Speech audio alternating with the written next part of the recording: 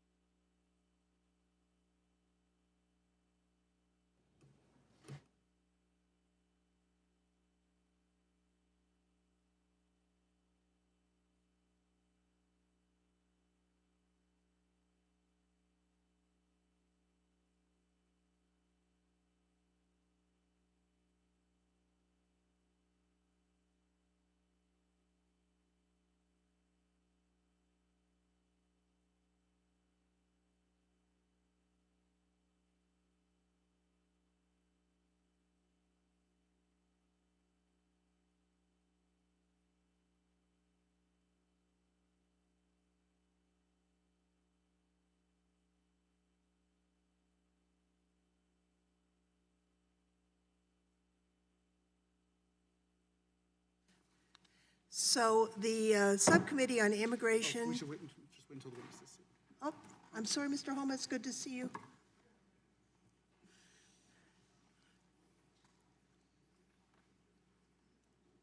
I didn't see the sheriff walking in. Thank you. Yeah, of course.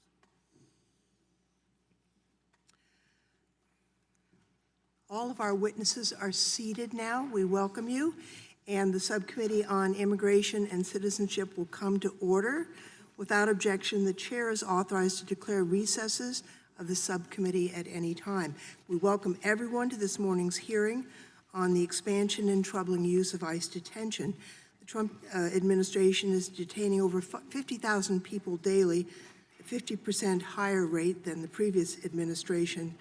With lack of enforcement priorities from this administration, we've seen a significant uptick in the detention of pregnant women, asylum seekers, and those without criminal convictions. At the same time, there have been several new Inspector General reports, which we've had hearings on, that shed light on unsanitary and unsafe conditions in ICE facilities, and it's with this backdrop that we hold today's hearing. Now, I have chaired the Immigration Subcommittee this year and in prior years. One of the things I'm committed to doing is to making sure that less senior members of the committee also have an opportunity to sit in the chair, have the opportunity to shape a hearing and learn how to preside. And with that in mind and without objection, my colleague and champion of this important issue, Representative Pramila Jayapal, will preside over this hearing, and I now recognize Ms. Jayapal for her opening statement and ask her to take the chair.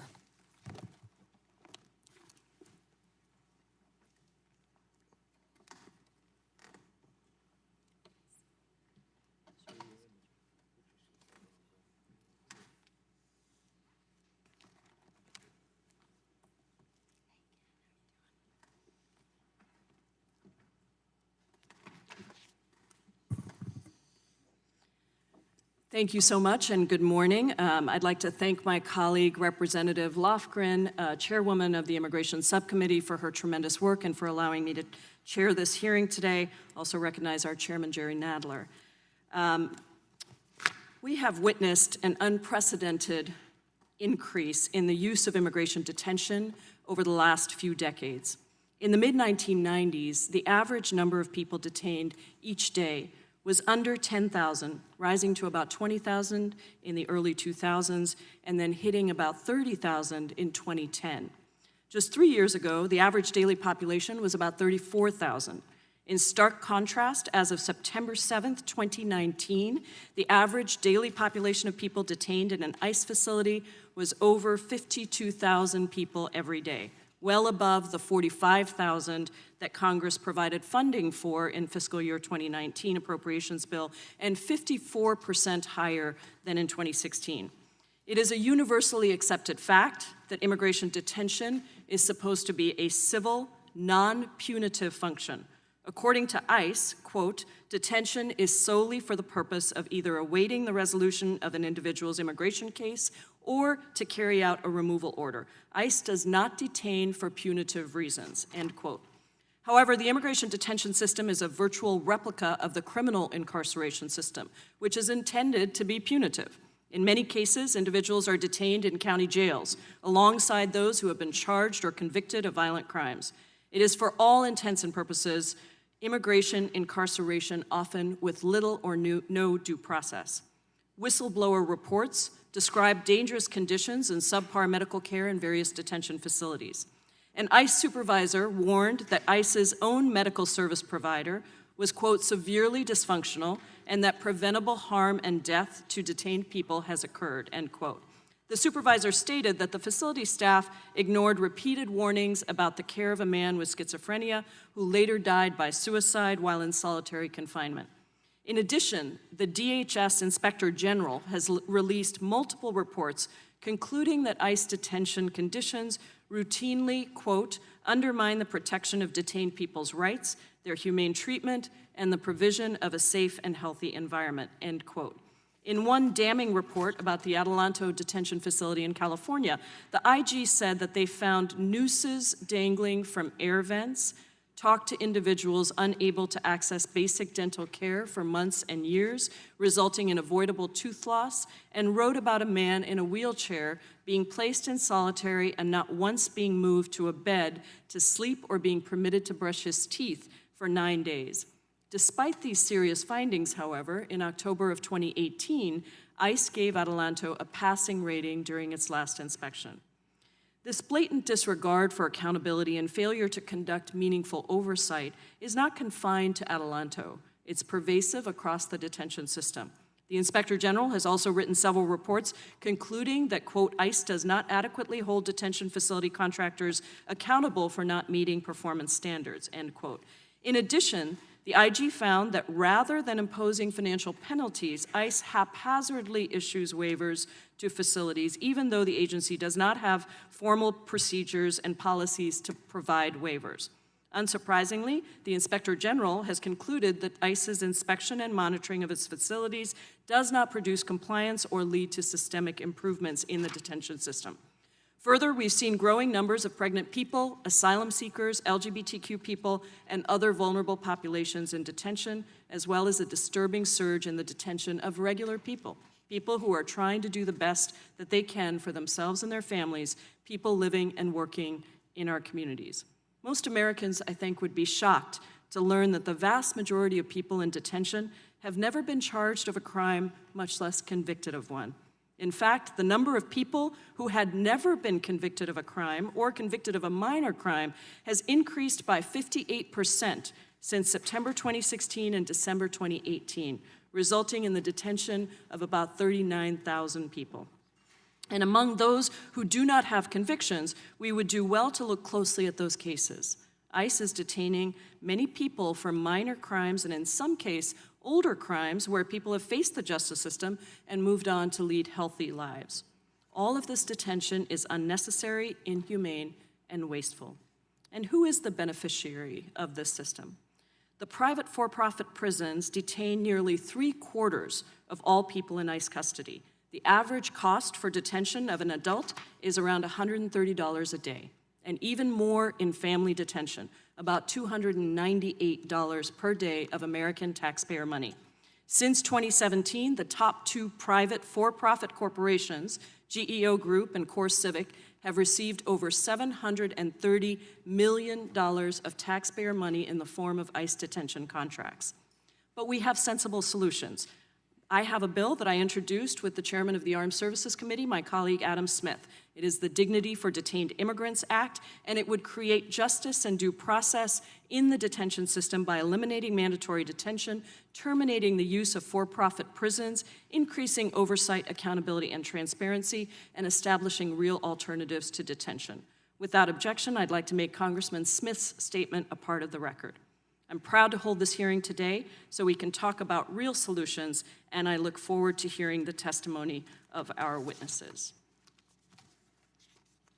And with that, it is now my pleasure to recognize the ranking member of the subcommittee, the gentleman from Colorado, Mr. Buck, for his opening statement. Thank you. I want to begin my statement by recognizing the parents who are here of individuals who have been brutally murdered by illegal immigrants. I want to thank you very much for having the courage to appear today and let you know that we grieve with you, as all Americans do, for the unnecessary death of your children. Thank you very much. ICE detention serves a necessary role in the enforcement of our nation's immigration laws. Detention ensures that an individual in removal proceedings will appear at any immigration hearing, and it ensures ICE can effectuate a final order of removal. ICE detention is also an essential component of effective border security. The impact of ICE detention extends into the interior of the country to every community. By detaining individuals who face criminal charges or who have been convicted of serious crimes, ICE ensures that they are not free to reoffend. This reduces crime and enhances public safety in our communities for citizens and lawful immigrants alike. Approximately 95% of individuals in ICE custody are recent border crossers, convicted criminals, or face pending criminal charges. Of the detainee population arrested by ICE in the interior of the country, almost 90% of those individuals are convicted criminals or face pending criminal charges. Many of these individuals are involved in serious criminal activity, including assaults, homicide, drug dealing, DUIs, and gang activity. While sanctuary jurisdictions force law enforcement to disregard ICE detainers and release removable criminals back into the community, many jurisdictions have partnered with ICE. These partnerships are based on the recognition that ICE detention helps keep dangerous criminals off of the street for good. I commend the work being done by state and local law enforcement officers who recognize the important role that ICE detention plays. It is also important to recognize that ICE detention facilities are held to a high standard of custodial care to keep detainees safe and secure. Through the performance-based national detention standards, ICE ensures that the quality of care received by detainees is high, even higher in many cases than what U.S. citizens receive in state and local jails. In August, I toured an ICE-contracted detention facility in my home state of Colorado. Here's what I saw. I saw dedicated and professional staff, and extensive health services, including access to medical treatment, dental care, and mental health care. Every detainee was offered preventive care, including an MMR vaccination. A telephone with toll-free access to a detainee's consulate, a law library, and immigration court. Dormitories with a day room equipped with tables and chairs, televisions, games, and Xboxes. A commissary, microwaves, and very clean food preparation facilities. Indoor and outdoor recreational facilities, workout equipment, a basketball court. Opportunities to engage in a voluntary work program. Contrary to false claims from members of Congress, those are not the kinds of facilities reminiscent of a concentration camp. Others question the use of so-called for-profit prisons, arguing that the government should not contract with private detention facilities and denouncing such facilities as unaccountable and prone to provide poor care. But that criticism is simply inaccurate. Contract detention facilities are accredited by third parties. They must comply with ICE's performance-based national detention standards, which impose a very high standard of care.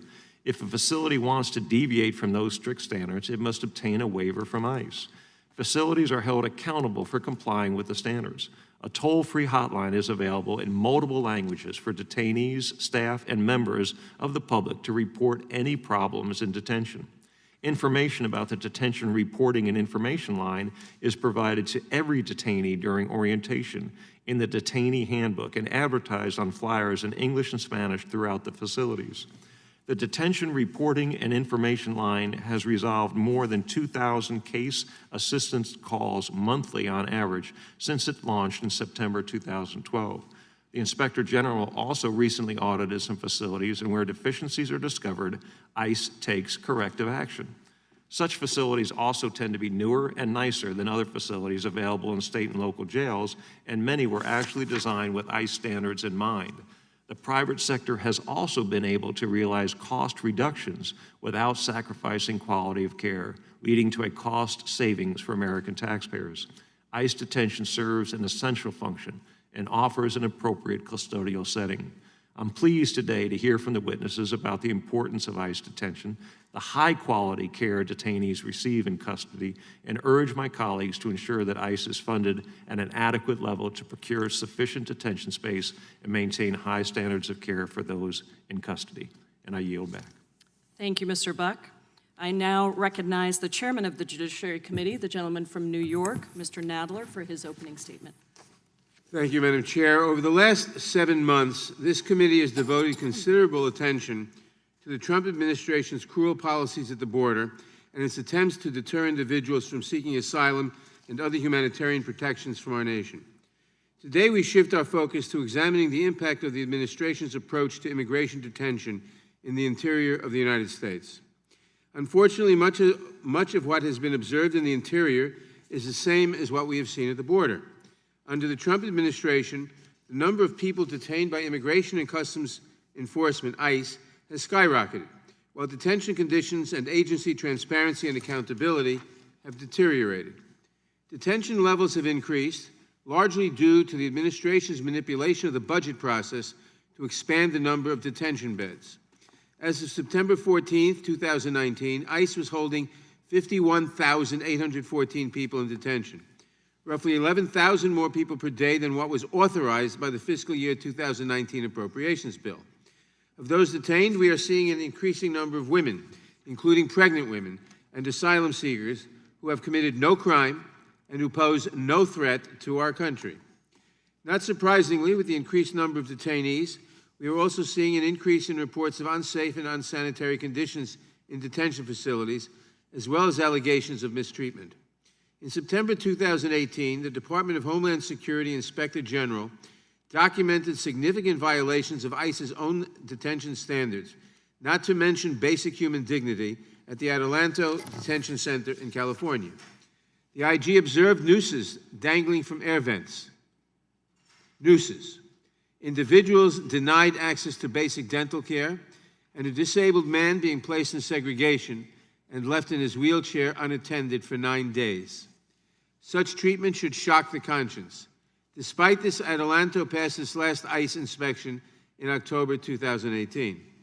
A June 2019 IG report also found unsanitary conditions in the Essex, New Jersey detention facility, including mold, spoiled food, and malfunctioning toilets. The IG also found that detainees at Essex suffered from a shortage of personal hygiene products, including soap and toiletries. Collectively, the violations at Essex were so severe that the IG's investigation led to immediate personnel changes at the facility. For most of American history, immigration matters have been and are still today adjudicated as a civil matter. In that spirit, the detention of immigrants in a system that is based on the criminal justice model should be the exception, not the rule. We have the capability to safely and compassionately process migrants, women, and children, and to ensure that they appear for their scheduled hearings. Instead of relying on the physical detention of immigrants, ICE could employ a broad array of alternatives to detention with equal success and at far less cost and with much less brutality. Research has shown that automated telephone systems to remind people of their scheduled court dates and ankle monitors help ensure compliance for people released on their own recognizance or on bond. According to fiscal year 2018 data, the average cost of detaining an immigrant per day is $208. In contrast, community-based alternatives to detention have been proven to operate effectively for as little as $17 per person per day. Further, the Family Case Management Program that ICE operated from January 2016 through June 2017 produced compliance rates of 99% at a cost of just $38 per family per day. Despite the program's success, the Trump administration terminated it. Fortunately, Congress has passed legislation that mandates that ICE restart the program this year. The Trump administration's immigration policies have been a failure on a policy level, and more important, as a matter of basic human decency. I want to thank Chair Lofgren and Vice Chair Jayapal for holding this important hearing, and I thank all of today's witnesses for testifying, especially for those who have come forward to share their experience in ICE detention. I look forward to their testimony, and I yield back. I look forward to their testimony. I want to add one note before I yield back the balance of my time.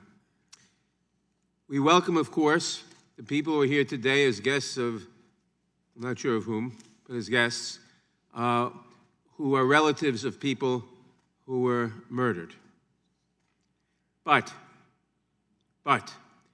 there is a terrible slander abetted by the president and by other people, a lie that says, in effect, that says directly, in fact, that illegal aliens, as they put it, immigrants, are a danger to the United States, that there are criminals, that the rate of criminality is greater than that of native-born Americans. Whereas, in fact, the statistics all show that every population, people born in the United States, people who come here legally, people who come here not with our laws, some people are criminals. Some people are dangerous. But the statistics all show that immigrants, legal or otherwise, are less dangerous on average than native-born people. It is a slander bordering on racism to highlight the opposite. And I think it's time that the administration and whoever else practices this were called out on it. I yield back the balance of my time. Thank you, Mr. Chairman. Before I introduce our witnesses, without objection, I'd like to make the following documents part of the record. A complaint filed yesterday regarding the failure to provide adequate medical and mental health care to LGBTQ people and people living with HIV in immigration detention facilities, letters of support for the Dignity for Detained Immigrants Act from over 70 LGBTQ and allied organizations, from the National Council of Asian Pacific Americans, from the Seattle mayor, my mayor, Jenny Durkin, and a resolution of support from the U.S. Conference of Mayors. It is now my pleasure to introduce today's witnesses, and I want to thank all of you for being with us today and for taking the time to be here before the committee. First, we have Selinai Saavedra Roman. Ms. Roman is a DACA recipient who currently works as a flight attendant for Mesa Airlines. She is a graduate of Texas A&M University and also has experience working in office administration, physical therapy, and early childhood education. We thank her for her courage and strength to share her experience in ICE detention and the treatment she received with us today. For the next witness, I'd like to recognize my colleague from California to introduce our next witness. Thank you. I'd like to introduce Denis Davidov. He is an asylee from Russia who fled to the United States because of Russia's anti-gay propaganda and the brutal violence that accompanies it. He's also here to share his experience in ICE detention. Mr. Davidov was granted asylum earlier this year. He now works as a sommelier in California. He's a spokesperson for immigrant equality and an advocate for LGBTQ and HIV-positive asylum seekers, and he also lives in San Jose, California, which I represent, and we're happy to have you here, and I yield back. Thank you, Ms. Lofgren. Our next witness is Blanche Engochan. Ms. Engochan is an asylee from Cameroon who has been a victim of the administration's metering policy, CBP detention, and ICE detention. She was granted asylum this summer and released from immigration detention after more than 6 months in custody. She now resides in Maryland and lives with her aunt. We commend her courage for testifying before us today, and we look forward to her testimony. Our next witness is Heidi Altman. Heidi Altman is the Director of Policy at the National Immigrant Justice Center, an organization that provides legal services to more than 10,000 vulnerable immigrants, refugees, and asylum seekers each year. Previously, Ms. Altman served as the legal director for the Capital Area Immigrant Rights Coalition. She created the in-house immigration services program at the Neighborhood Defender Service of Harlem and has served as a teaching fellow for Georgetown Law School's Immigration Clinic. Ms. Altman received her BA from Yale University and her JD from NYU Law School. Our next witness is Jorge Barron. Mr. Barron has served as the director of the Northwest Immigrant Rights Project since 2008 and has worked with the organization since 2006.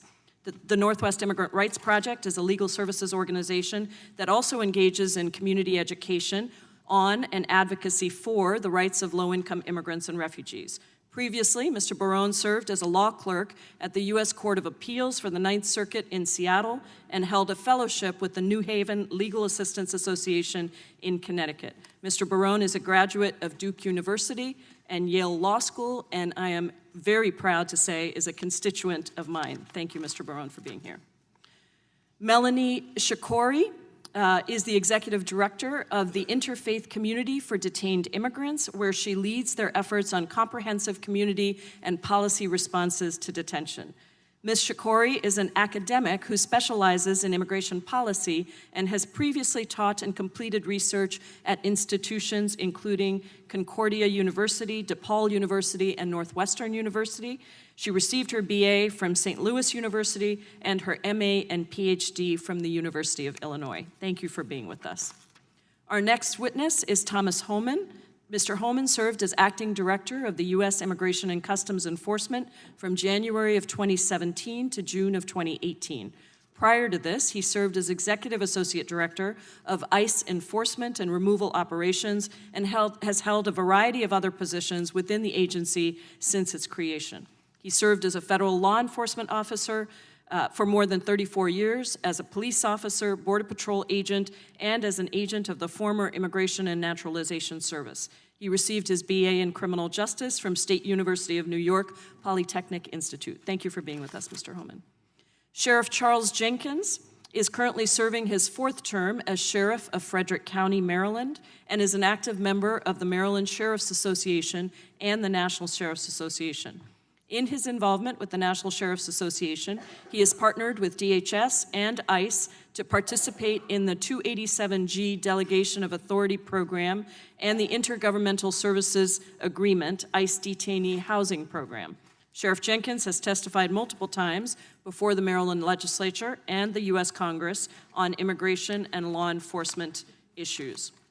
We welcome all of our distinguished witnesses, and we thank you for participating in today's hearing. Now, if you would please rise, I will begin by swearing you in. Raise your right hand. Do you swear or affirm under penalty of perjury that the testimony you are about to give is true and correct to the best of your knowledge, information, and belief, so help you God?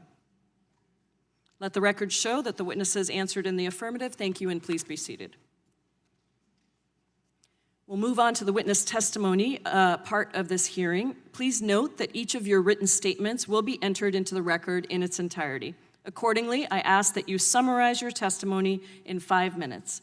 To help you stay within that time, there is a timing light on your table. When the light switches from green to yellow, you have 1 minute to conclude your testimony.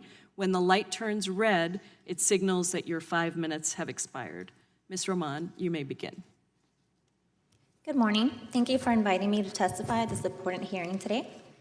My name is Selena Saavedra Roman, and I was detained for 38 days in an ICE detention center. I was brought to the United States of America undocumented at the age of 4. I attended public school in my home state of Texas and graduated from Texas A&M with a bachelor's degree in allied health and a minor in communication. I am a former Deferred Action for Childhood Arrivals recipient, which provided me a sense of relief from the looming fear of deportation. In 2017, I married my husband, David, who is a U.S. citizen, and my petitioner for residency through an I-130, which was approved. The petition is the only first step of a lengthy journey to obtain residency, which we hope will lead to my citizenship. In November 2018, I was hired by Mesa Airlines, Inc. as a flight attendant.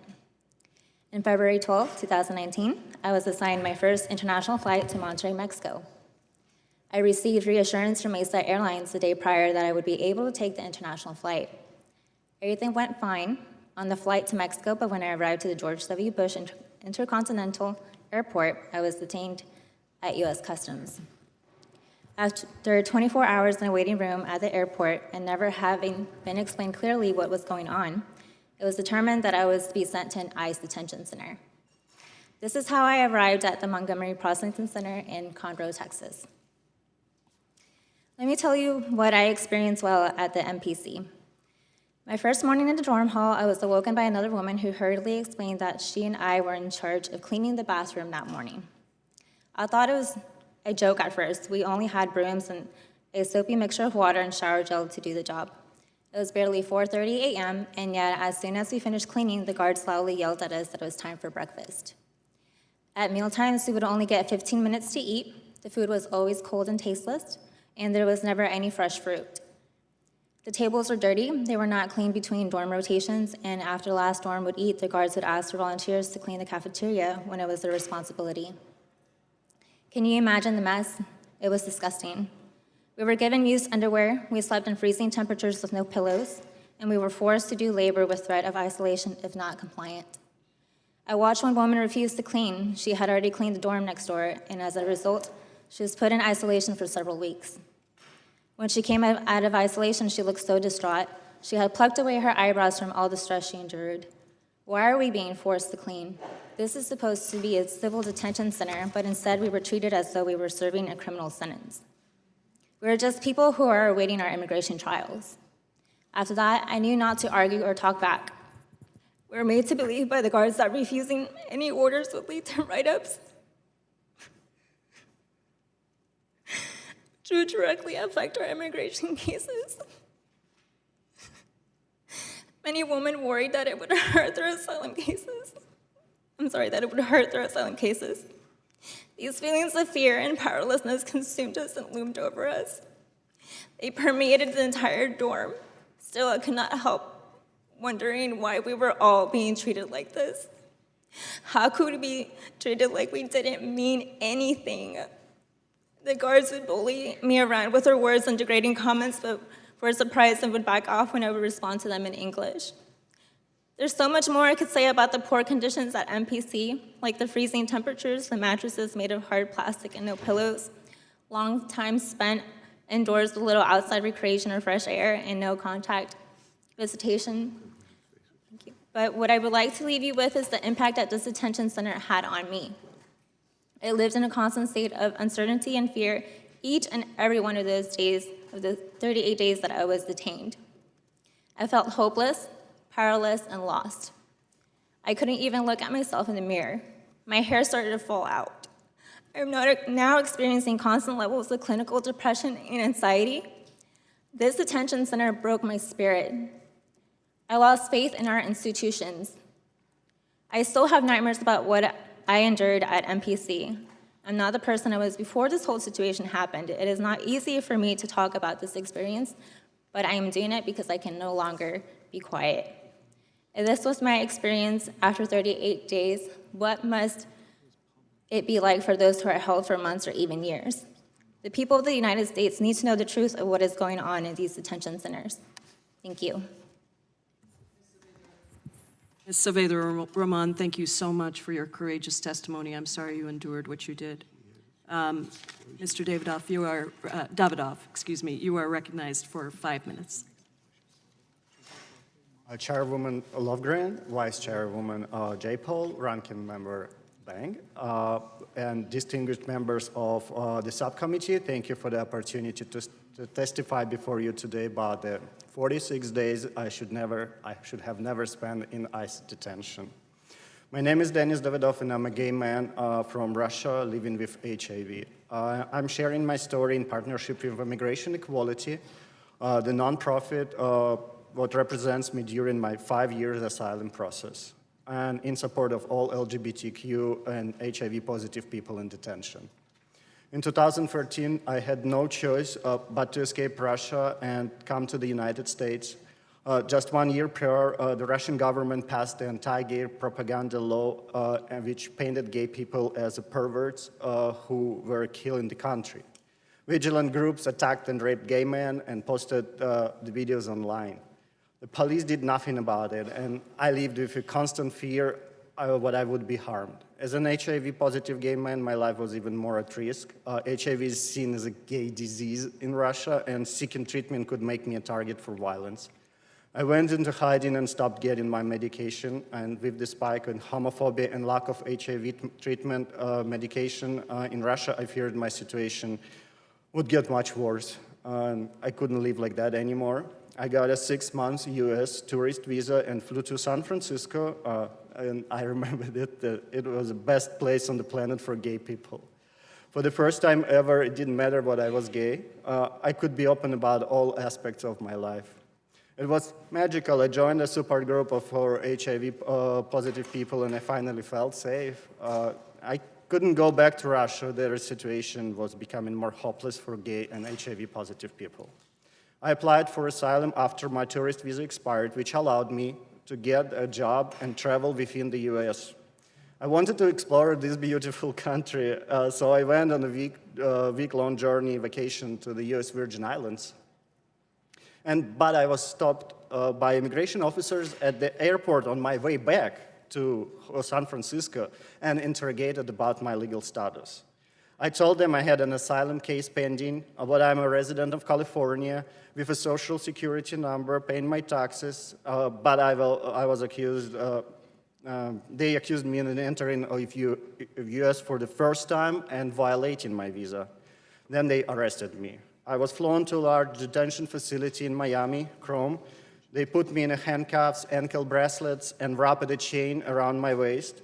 And for the next 46 days, I was a Mr. 876 Russia.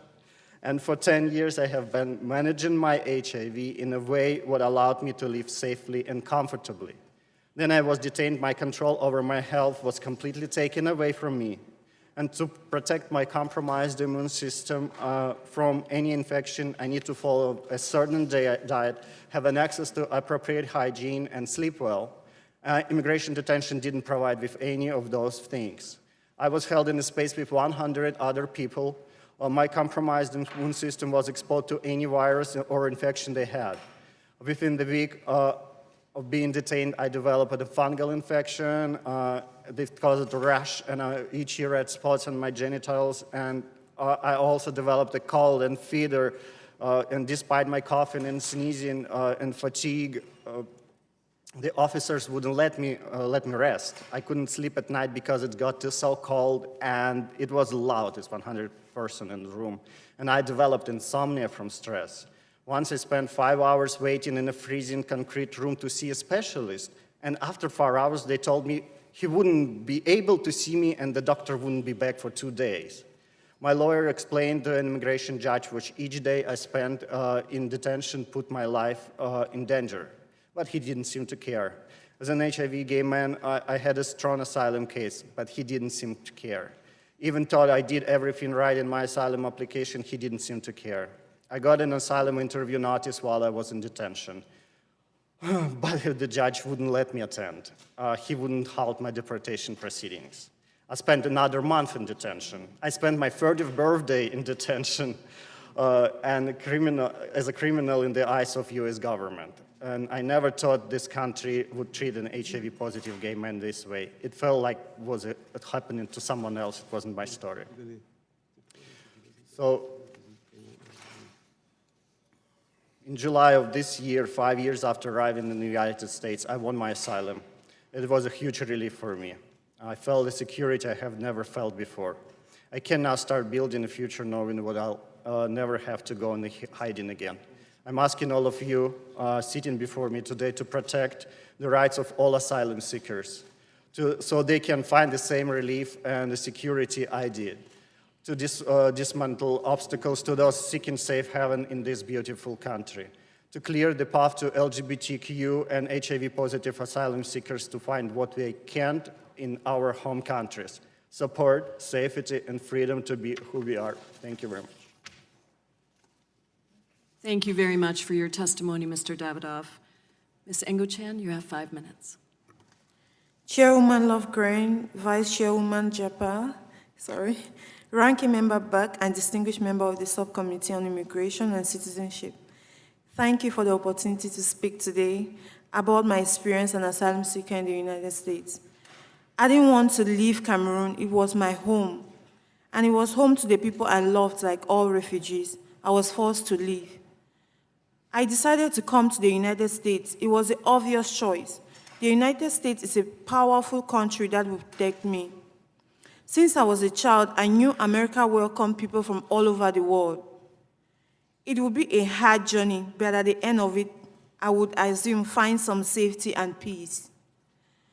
I never imagined that I would be put in chains or locked up in a crowded detention center with other traumatized women.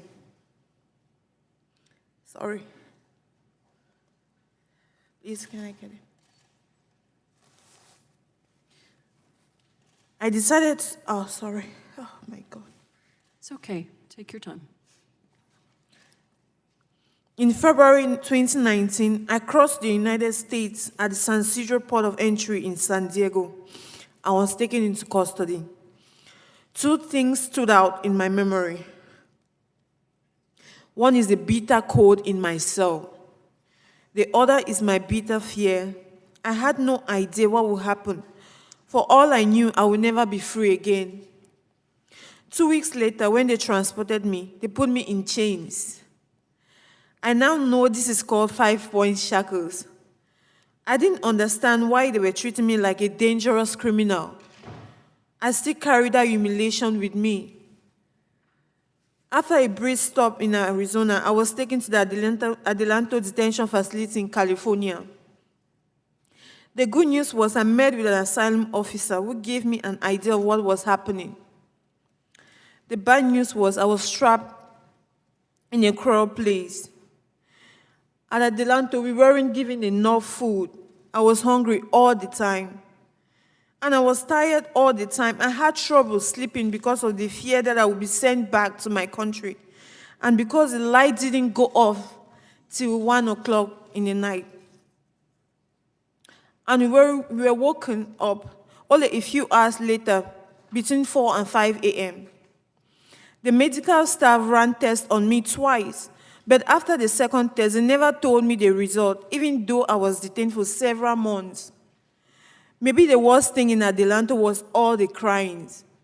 Women crying because they were reliving trauma, or because they had suffered new abuse, or because they had gotten bad news in their case.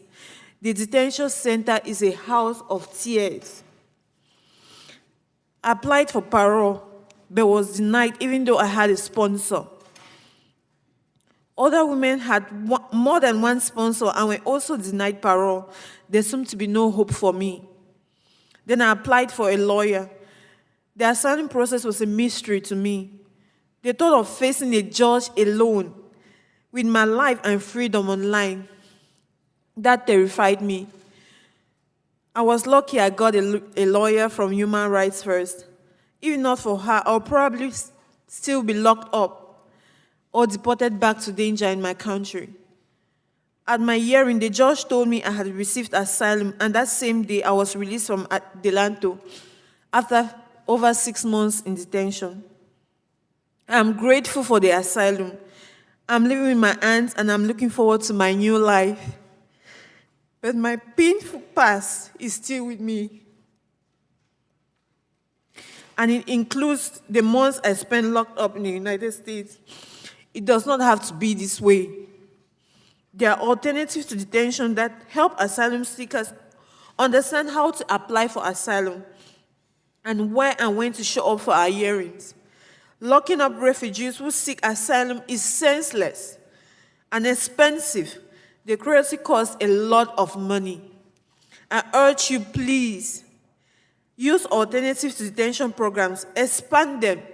The United States is, of all countries, should not treat refugees like criminals. Thank you very much. Thank you so much for your powerful testimony. Ms. Altman?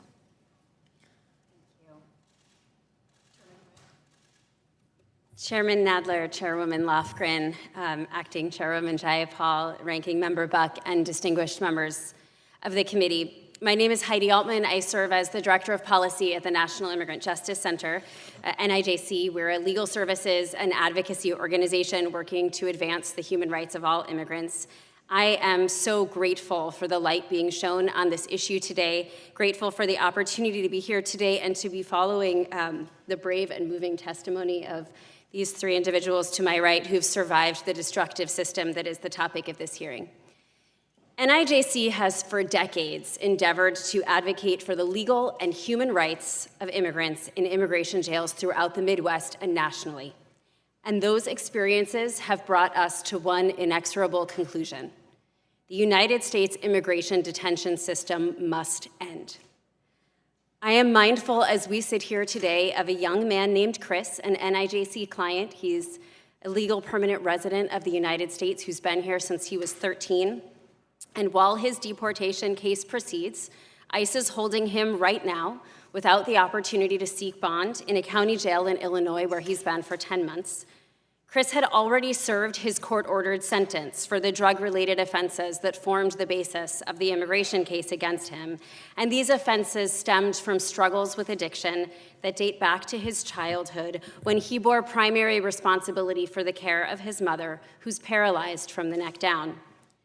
Chris's time in immigration detention, which unlike his criminal sentence has no set end date, served to destabilize his family and disrupt his own recovery. And so today we have to ask toward what end? Chris is one of nearly 500,000 people held by ICE this fiscal year in a detention system made up of more than 200 county jails and private prisons that contract with ICE for profit. The Trump administration would have us believe that the only way to manage the migration processing system is by locking up those going through the process, but it hasn't always been this way, and it doesn't need to be this way now. There are alternatives. smarter and cheaper and kinder and effective alternatives, as you will hear in great detail from my colleague, Ms. Shakori. But the immigration detention system as we know it today constitutes a relatively new experiment in American history. In the mid-1950s, in fact, the United States government intentionally rejected the institutional use of detention for migration processing, and this move was widely heralded as a forward progress marker. This forward progress halted in the 1980s, however, when the government adopted a policy of the mass detention of arriving Haitian refugees and explicitly named as its goal the deterrence of future refugees. Yet the system took root, and through the 1980s and 1990s, the same political winds contributing to the mass incarceration of communities of color across the United States fueled the expansion of the immigration detention system into for-profit prisons and into county jails. This administration's commitment to expanding this already bloated system was signaled from day one. The White House's proposed budget for fiscal year 2018 sought $2.7 billion to ramp up detention capacity to 51,379 people daily, a number they have already surpassed. This astonishing growth has been achieved in direct violation of congressional intent through the transfer and reprogramming of funds across agencies and largely driven by the for-profit prison agency. This system that is so rapidly expanding is designed for impunity. There are no formal or enforceable regulations providing the minimal standards of care. DHS's own Inspector General has sounded the alarm repeatedly regarding deficiencies and corruption in contracting and inspection, and as a result, abuses persist with little recourse for those harmed. Medical negligence by ICE and its contractors is responsible for about half of all deaths in custody, and yet men and women continue to die with no remedial measures in place. Thousands of immigrants suffer for months, even years, in solitary confinement, tantamount to tortures, while others, as you have heard, are served moldy food. Hunger strikes and attempts at suicide are common. This cycle of abuse and impunity reflects our government's failure to respect the dignity of the lives of those detained, and it is shameful. Today, I urge all members of Congress to begin doing the hard work of laying a foundation to end the use of immigration detention, and while charting that course, to finally and urgently bring meaningful accountability to this system. Some quick steps toward that end: visit an immigration detention center in your district, see what's happening, engage with it, cut funding for ICE's detention and enforcement accounts, support restrictions in DHS's transfer authority, support investments in nonprofit operated community-based alternatives, and support the Dignity for Detained Immigrants Act, which remedies many of the most harmful aspects of the detention system, including ending mandatory detention, ensuring a presumption of liberty rather than a presumption of detention for all immigrants, and ending the use of private prisons and county jails for immigration detention. I look forward to working with each of you towards a more humane future. Thank you for being here today. Thank you, Ms. Altman. Mr. Barone, you're recognized. Chairman Nadler, Chairwoman Lofgren, Vice Chair Jayapal, Ranking Member Buck, and distinguished members of the subcommittee. Thank you for the opportunity to address you today. My name is Jorge Barón, and I serve as the Executive Director of the Northwest Immigrant Rights Project, a nationally recognized legal services organization that provides immigration assistance to over 20,000 low-income people each year in Washington state. I will focus my remarks on how the Trump administration is moving on two different fronts to make it nearly impossible for asylum seekers to be released from immigration detention. As a way of background, when asylum seekers arrive at our borders, they are generally placed in the expedited removal process, and they're not even considered for release until they have passed a credible fear interview. At that point, depending on their manner of entry, they may be eligible for a bond hearing before an immigration judge or to ask ICE for release on parole. Unfortunately, the administration is moving to eliminate one option and severely undermine the other. In other words, if the administration has its way, asylum seekers will be detained indefinitely. With regard to bond hearings, it has been settled law for decades that asylum seekers who arrive between ports of entry and pass a credible fear interview are eligible to seek release on bond from an immigration judge while their full asylum case is considered. It was settled law, at least until April of this year, when Attorney General Barr issued a ruling in a case known as Matter of MS. In that case, Attorney General Barr purports to reinterpret the immigration statutes to find that asylum seekers are no longer entitled to bond hearings. Thankfully, the Attorney General's ruling is currently on hold because of the courage of one of our clients, Yolani Padilla. Ms. Padilla arrived in the United States in May 2018 with her 6-year-old son with the intention of seeking asylum and turned herself in to Border Patrol agents at the southern border. A few hours after Ms. Padilla and her son were taken into custody, Ms. Padilla's son was forcibly separated from her without explanation. Ms. Padilla was then taken to a detention center in Texas and later transferred by ICE to Washington State. Weeks went by and Ms. Padilla remained detained without a hearing, without a credible fear interview that would initiate the asylum process, and most importantly to Ms. Padilla, without any contact with her son. And Ms. Padilla was not alone, as there were over 200 asylum seekers in a similar situation at the same federal prison where the women were being held. Working with our partners, we eventually had to file a federal class action case on behalf of Ms. Padilla and several other parents who have been detained for weeks without any action on their cases.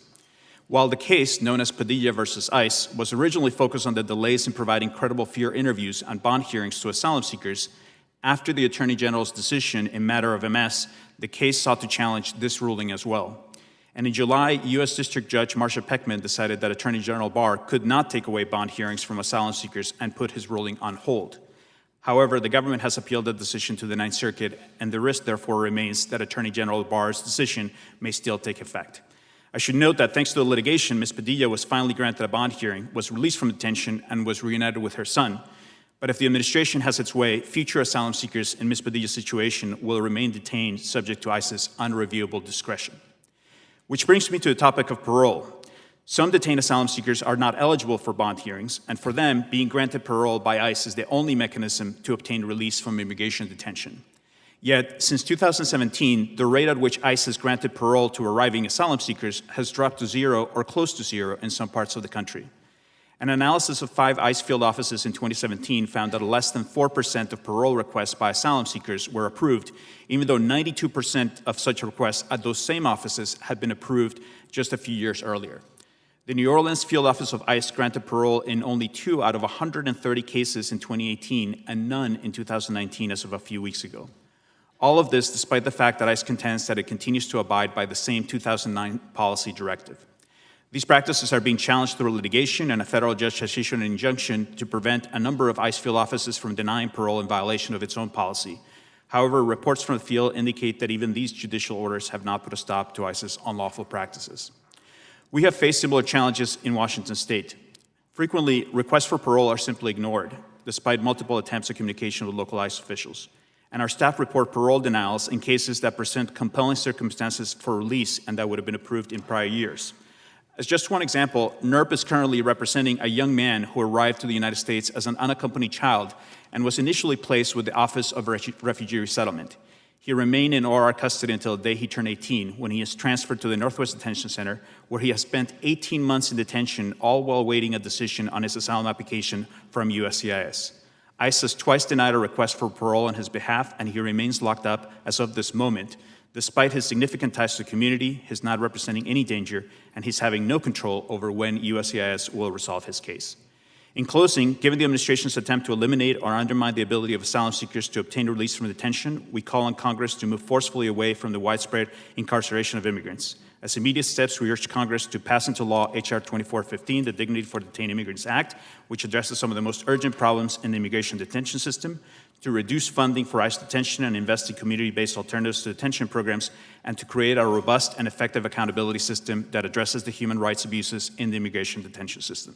Thank you for your attention. Thank you, Mr. Barone. Ms. Shakori. Chairman Nadler, Madam Chairwoman Lofgren, Vice Chairwoman Jayapal, Ranking Member Buck, distinguished members of the subcommittee, thank you for this opportunity to share my experiences and recommendations. It is an honor. My name is Melanie Shakori, and I'm the Executive Director of the Interfaith Community for Detained Immigrants, known as ICDI, a 501c3 in Chicago. It is in the spirit of compassionate advocacy that I represent 10 staff and over 300 volunteers from 16 different faiths and testify about immigrant detention and alternatives to detention to inform decision-making regarding H.R. 2415, the Dignity for Detained Immigrants Act of 2019. We uphold the dignity and worth of all human beings, including ICE officers and county jail staff. All of the world's faiths have a way of referencing our interconnectedness and our responsibility to care for one another. I've worked in a multitude of settings in the realm of immigration since 1990. Immigration is the human-made system we create around the human need to migrate. When a person's safety, livelihood, beliefs, or family are threatened, they leave and seek a place where they can do what we all hope to do: live, love, laugh, learn, and be part of a safe community. This is not a crime, it is a right. 5 of our 6 programs align with the current immigration system and mitigate the harms of a system modeled after a criminal system.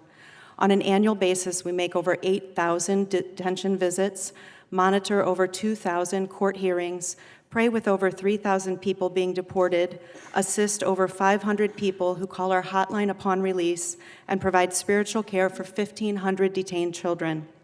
Our care is vital, but it is a spiritual Band-Aid in a system that needs a complete overhaul and redesign. We should not be detaining people at the rate that we do, nor in the conditions of the current detention system. Our 6th program, the Marie Joseph House of Hospitality, is an alternative to detention and a model for a different future. Here we are free to design care based on the needs of human beings. Participants enter this program through ICE or lawyer referral, by inquiries we make about people we visit, or from the children's centers when a young person ages out, which disrupts the standard operating procedure of shackling them and taking them to jail on their 18th birthdays. Everyone in our care receives individualized case management. We create a short and long-term plan and refer them to medical, dental, mental health, legal, educational, and vocational services. Participants learn English, how to take public transportation, how to budget and open a bank account, use a gas stove, bundle themselves for Chicago winter, enroll in school, and much more. They live in a supportive community, make friends, get work authorization, and find jobs, adjusting to life in this country and becoming independent. ATDs cost a fraction of what detention does, and they have good compliance rates. But what you get for your dollar is even more important. No one leaves a detention center better than when they got there, but everyone leaves Marie Joseph House better than when they got there. 40 years ago, we did not have the detention system that we do now. In that time, private companies have carved out their profit niche on the backs of immigrants. It's not the global norm. In the words of one of our participants from Ghana, "I traveled through 14 countries to get here, and the only place they shackled me and put me in jail was the United States. Welcome to America," they said. We're part of a global network of over 400 organizations and individuals in 90 countries that advocate for research and provide direct services to refugees, asylum seekers, and migrants affected by immigration detention. How do we justify putting someone fleeing Nigeria because his life is in danger for being gay into jail? This ICDI participant got asylum, just passed the MCAT, and is being solicited by medical schools around the country. How do we justify detaining and separating for over 4 months Ms. L and her 7-year-old who were fleeing persecution in the Congo? These ICDI participants were reunited in our house. The daughter, who speaks 5 languages, by the way, is in school, and mom is learning English and job seeking. Each of our participants has a story like this. ATDs are a crucial part of solving the brokenness of our immigration system. The vast majority of people seeking refuge in the United States do not pose a threat. It is a stain on our nation's history to imprison people who are vulnerable, have significant trauma histories, and are doing what any of us would do if we could not live safely or take care of our family where we were. Based on the direct experience of ICDI and the immense body of literature supporting a humane approach to migration, I urge you all to do your part in reforming and reconfiguring the current system such that human needs are centered and detention is used minimally and only as a last resort. Lastly, I urge you to work to surface the root causes of migration and intervene in all ways possible, especially when U.S. trade policies, political interventions, and consumerism make us complicit in the conditions that cause the need to migrate. Thank you. Thank you, Ms. Shakori. Mr. Holman, you're recognized for 5 minutes. Chairwoman Lofgren, Ranking Member Buck, Chairman Nadler, Ranking Member Collins. In recent weeks, there has been a slew of stories and baseless claims that have compared U.S. immigration customs enforcement detention facilities to that of notorious Nazi death camps. That comparison is 100% inaccurate, and it's disgusting to compare us to the atrocities of the Holocaust, for God's sakes. There has been several attacks on our facilities and attacks against our agents and officers. There's also been attacks against our contractors that run these facilities for us. After more than 3 decades of enforcing immigration law, I can assure you that if we do not have the ability to detain those that illegally enter our country until they see a judge and plead their case, we will never solve the immigration crisis on the border. Here are a few facts you need to know that I think America would be shocked at. 72% of everybody in ICE custody are in custody because Congress mandates it. So before you shut down immigration detention, you need to look at the law. Nearly 9 out of 10 people ICE arrest have a criminal history or pending criminal charges. They're public safety threats. Our contract facilities have the highest detention standards in the industry. Fact. There's not another state or federal facility has the detention standards we have. Go to ice.gov, look up PBN DS11. I think a lot of taxpayers would be insulted on the amount of money we spend and such a high standards. Highest standards in the industry, best facilities in the world.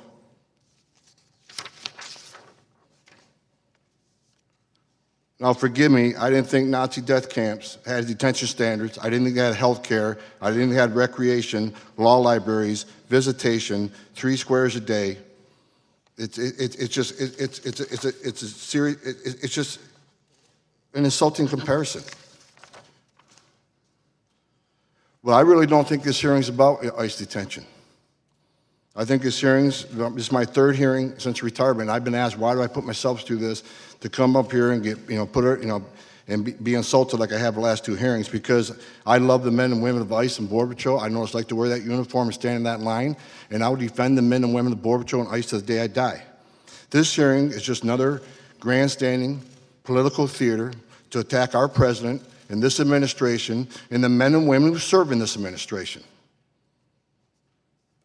I talked about the attacks on our ICE facility. We had shots fired at a facility in San Antonio, barely missing an agent, almost killing him.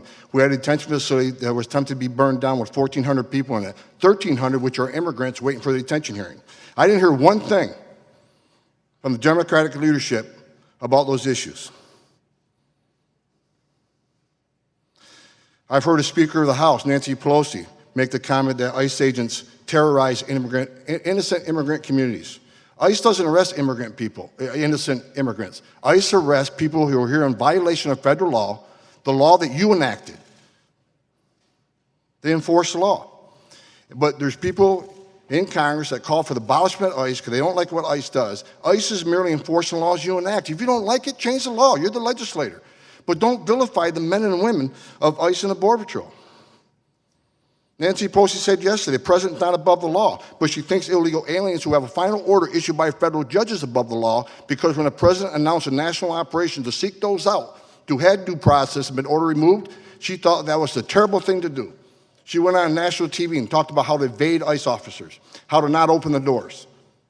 So apparently they're above the law, because when a federal judge issues a final order after a due process, it means nothing.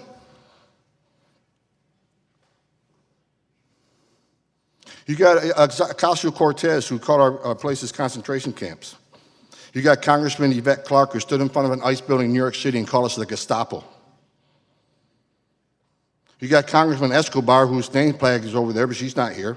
She had a press the other day, 2 weeks ago. She compared ICE agents to monsters under children's beds. And we wonder why ICE agents are being attacked and our facilities being shot at and being burned down. We wonder why spouses and children of Border Patrol agents are bullied in schools and churches. Last hearing, I was called a racist and a bigot because I enforced the laws that you enacted.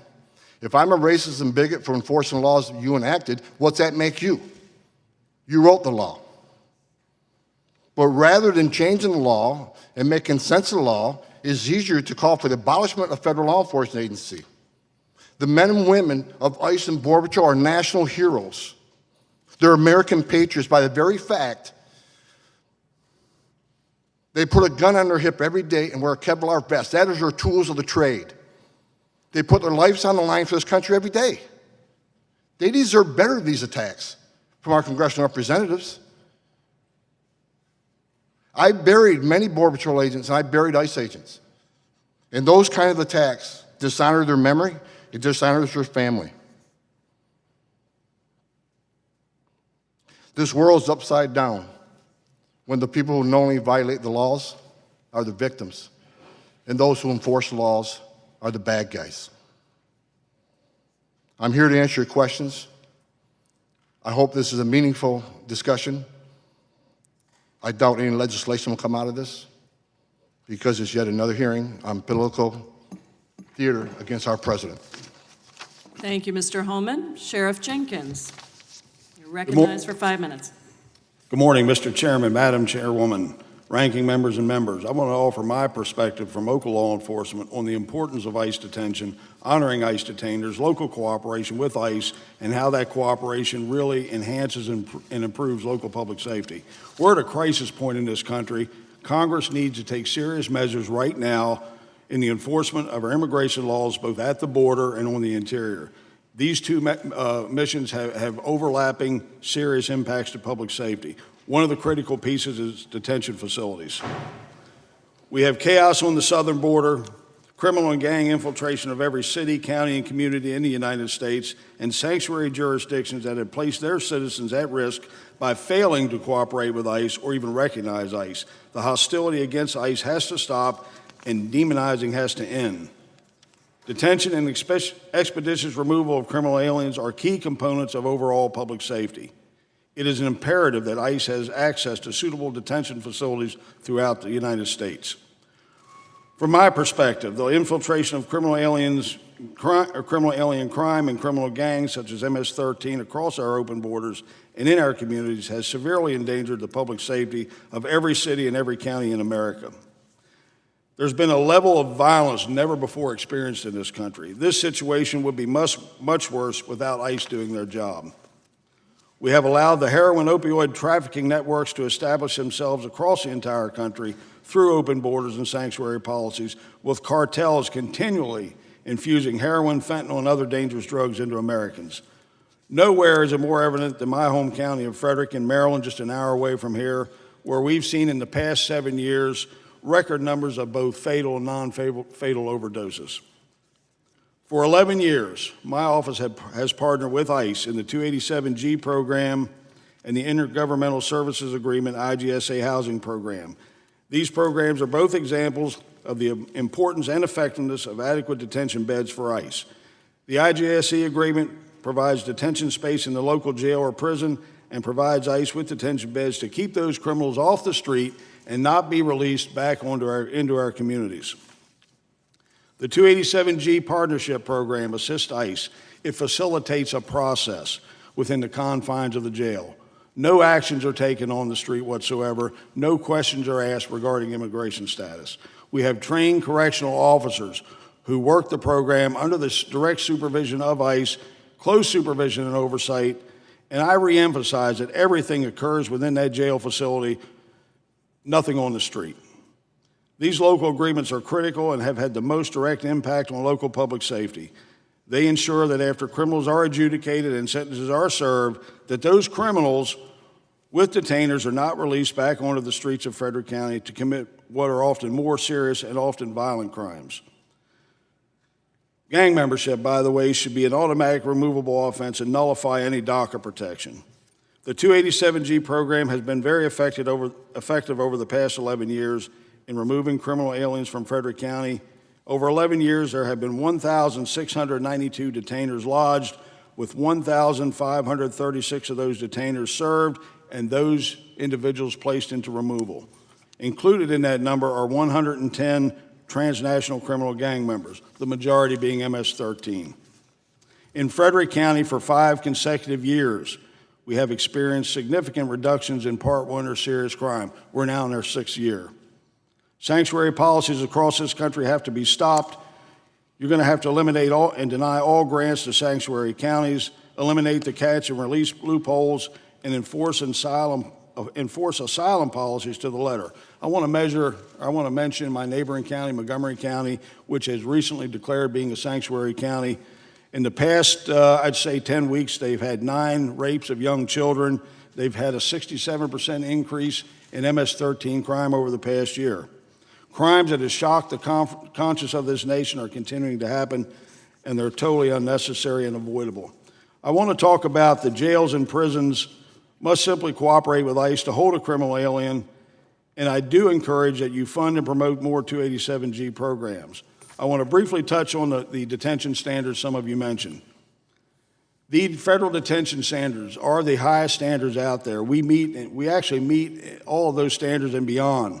We just recently underwent an ODO inspection a week ago before I came down here. Nothing in our jail is subpar. Those higher standards are met, and the standards are higher than under President Obama. So you have an obligation to Americans first and foremost, before any obligation you might feel you have to the people in this country illegally. Americans are frustrated and tired of the open border issue and not enforcing the law. This is all about the rule of law, and I encourage you to support President Trump in his efforts to move this issue forward, both the interior enforcement and the border crisis. Thank you. Thank you, Sheriff Jenkins. We will now proceed under the 5-minute rule with questions, and I will begin by recognizing myself for 5 minutes. It occurs to me in listening to the compelling testimonies of our first 3 witnesses that there are 2 stories being told here. And one is the story of immigrants being murderers, criminals, rapists, people to fear. And the other is the story of countless thousands of people who are being put into immigration jails and incarcerated when they are here with no charge, no conviction, and just awaiting their immigration process to continue. In the last few years, the Trump administration has gone around Congress and has taken millions in funding for crucial functions like hurricane preparedness to unlawfully expand detention. The Trump administration would like to have you believe that this is necessary, but I do not believe that is the case. Mr. Barone, your organization, the Northwest Immigrant Rights Project, provides legal services to people detained at one of the largest detention facilities in the country, the Northwest Detention Center. What does the detained population there look like? Who are the vast majority of people, the tens of thousands of people that NERP has served over the many years in service? Tell us about that detained population. Who are they?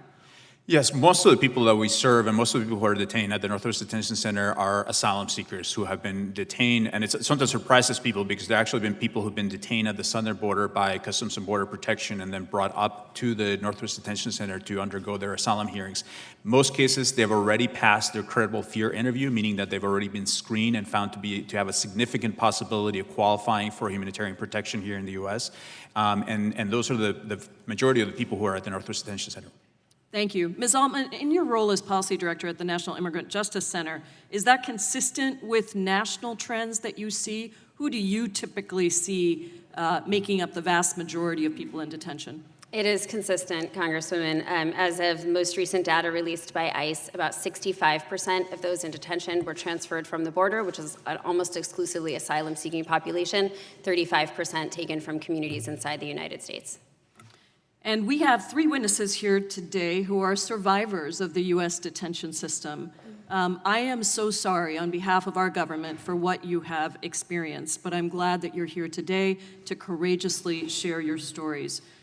Ms. Saavedra Roman, ICE detained you for over a month, even though you have legal status under DACA, correct? Yes, ma'am. DACA was current during that time. So you had current legal status, and yet you were detained as if you were a prisoner, as you said. Mr. Davidov, ICE detained you for 46 days, even though you were complying with your court proceedings and you had a pending asylum case, a case which you just won a few months ago, correct? Yes, it is correct.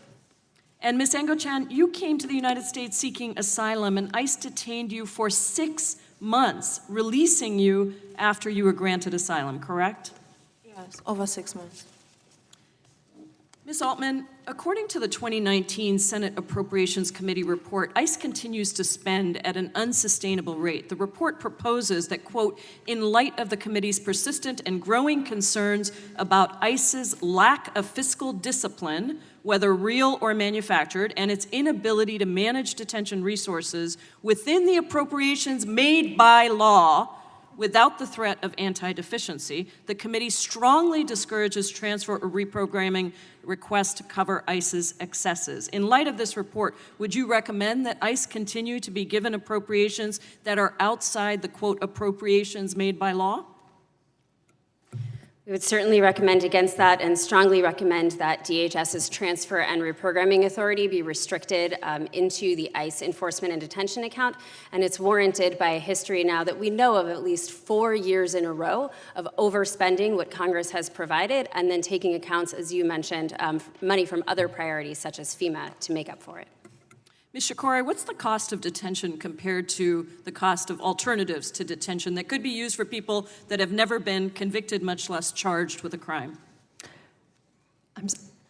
The cost difference of ATDs? Yes. As I mentioned, ATDs cost a fraction of what detention costs. Studies put the cost between $12 and $50 a day for ATDs versus $70 to $200 a day for detention. And as I mentioned in my testimony, you have to ask, what are you getting for this money? And how have other countries made use of ATDs? What are some of those examples of successes, and what best practices can be applied? The International Detention Coalition has identified over 250 examples of alternatives from 60 different countries. One that I could highlight is the Toronto Bail Program in Canada. This program has been operating since 1996. It is funded by the government and relies on strong case management, support, information and advice, and supervision. The case managers also identify and address issues such as substance abuse, drug addiction, mental health needs, as our program does. This program only costs Canada $10 to $12 per person compared to $179 for detention, and has maintained a retention rate from 94 to 96%. Thank you, Ms. Shakori. My time has expired, and with that, I yield I recognize the gentleman from Arizona, Mr. Biggs. Thank you, Madam Chair. And I will just say that this hearing's meant to be on the expansion of ICE facility and ICE detentions. And so I want to just talk about some of the things that actually happen in ICE detention, at least in one facility. They've awarded 2,779 GEDs in high school equivalency degrees, awarded 9,131 vocational training certifications, and awarded 8,842 substance abuse treatment program completions in the 2018 time period. That's remarkable by any standards, And but we're not spending our time talking about any of this today. We've had some testimony. I want to say thank you, Mr. Holman, Sheriff Jenkins, for being here. I thought your testimony was compelling as well. And I have to say this, and I'm going to bring it up, and I'm not trying to offend. I just want to talk about facts. The DACA program is not a change of status from illegal to legal. What it is deferment of action, which provides you a temporary status to be in this country legally. So that works out that way. But DACA is very clear. You can't leave the United States without prior authorization. To do so is a violation of DACA, and in turn actually has the potential to actually change your status. And so I'm sorry you were detained, but that's the law. I mean, this is a rule of law country. That's what makes America different. That's what protects and preserves Americans' freedom throughout the world, is the rule of law in and of itself. Mr. Davidoff, I'm glad you got asylum. I'm okay with that. But you said in your testimony, in your written statement, I came on a tourist visa with intention to stay in the U.S. Guess what that is? That's a violation of law. And then you waited until after that visa expired and applied for asylum. Guess what that is? That's a violation of law. That's what it says in your statement. That's what you said today. So even though you're granted asylum, it's unusual, I think, to say I can break the laws of this country twice, but I want asylum to be here. I'm not fine with you being here, but the point is you violated the law twice. The testimony and the evidence is clear and the data is clear. 9 out of 10 people that are in ICE custody have some kind of criminal background. That's why they're there. ICE is out there, but they're criticized. We have people saying, let's defund ICE. We have people on this panel today say, let's reduce the funding for ICE. ICE is under tremendous pressure because someone mentioned the astonishing growth in ICE detentions. Well, you know what caused that? How about 148,000 people rushing the border in 1 month in this country? 1 month on the southern border. I live in a border state. I grew up in southern Arizona. I've been down to border, and I've visited facilities a half a dozen times, I believe it is, this year. I've spent weeks literally on the border, accumulated this year, and in ICE detention facilities and other holding facilities. I know what goes on. So when you say go down and visit them, I'm there, I see it. I talk to people almost every day, whether they're ranchers or how about this one? How about the Steve Ronnebeck family? Explain to him, Grant, killed by an illegal alien, shot point blank. Man was deported twice. Marianne Mendoza, who lost her son Brandon, killed by an illegal alien. We don't hear about that. How about this? We're talking about 287G, Sheriff Jenkins. How about this? You got Santa Clara County, California. Guess what? Guess what we just have here? What you have is on Monday, ICE captured a violent criminal and convicted rapist who was a fugitive for 1.5 years. The reason he was a fugitive is because Santa Clara County refused to honor an ICE detainer in February of 2018. Even though he was arrested, why was he arrested? For not registering as a sex offender. These programs put Americans in jeopardy. Mr. Holman, is there anything you'd like to respond to what you've heard today? Yeah, I'd like to respond to Acting Chairman Jay Paul and your comment about the Trump administration moving money around for more detention beds. I'd like to remind you, under the Obama administration, we did that most of the years he was president. We moved money around. DHS is called reprogramming. We did that under the Obama administration. I don't remember any hearings on that. And also, I'd like to remind you that under the Obama administration, I mean, you're quick to point out that the cages were built under Obama administration. I was there. Family detention, we had 100 family beds under Obama administration. We built 3,000 more. So when there was a surge in FY14 and FY15 on the border, Congress was quick to give all the money we needed to build detention facilities, get transportation contracts. We reprogrammed money out of the majority of the years he was president. That was fine. Under Obama administration, FY12, we removed 409,000 people, half of what was removed last year. There was no hearings on that. So this is about transparency. Let's be factual about it. The time of the gentleman has expired. Since you did address some comments at me, I'll just say that I didn't like it under the Obama administration either. In fact, but be honest with the American people. You me. can't point out faults in the Trump administration when it happened under the Obama administration. That's dishonesty. It's pathetic and it's sad. Mr. Holman, I control the time, and I am the chairwoman of the committee. Thank you for respecting that.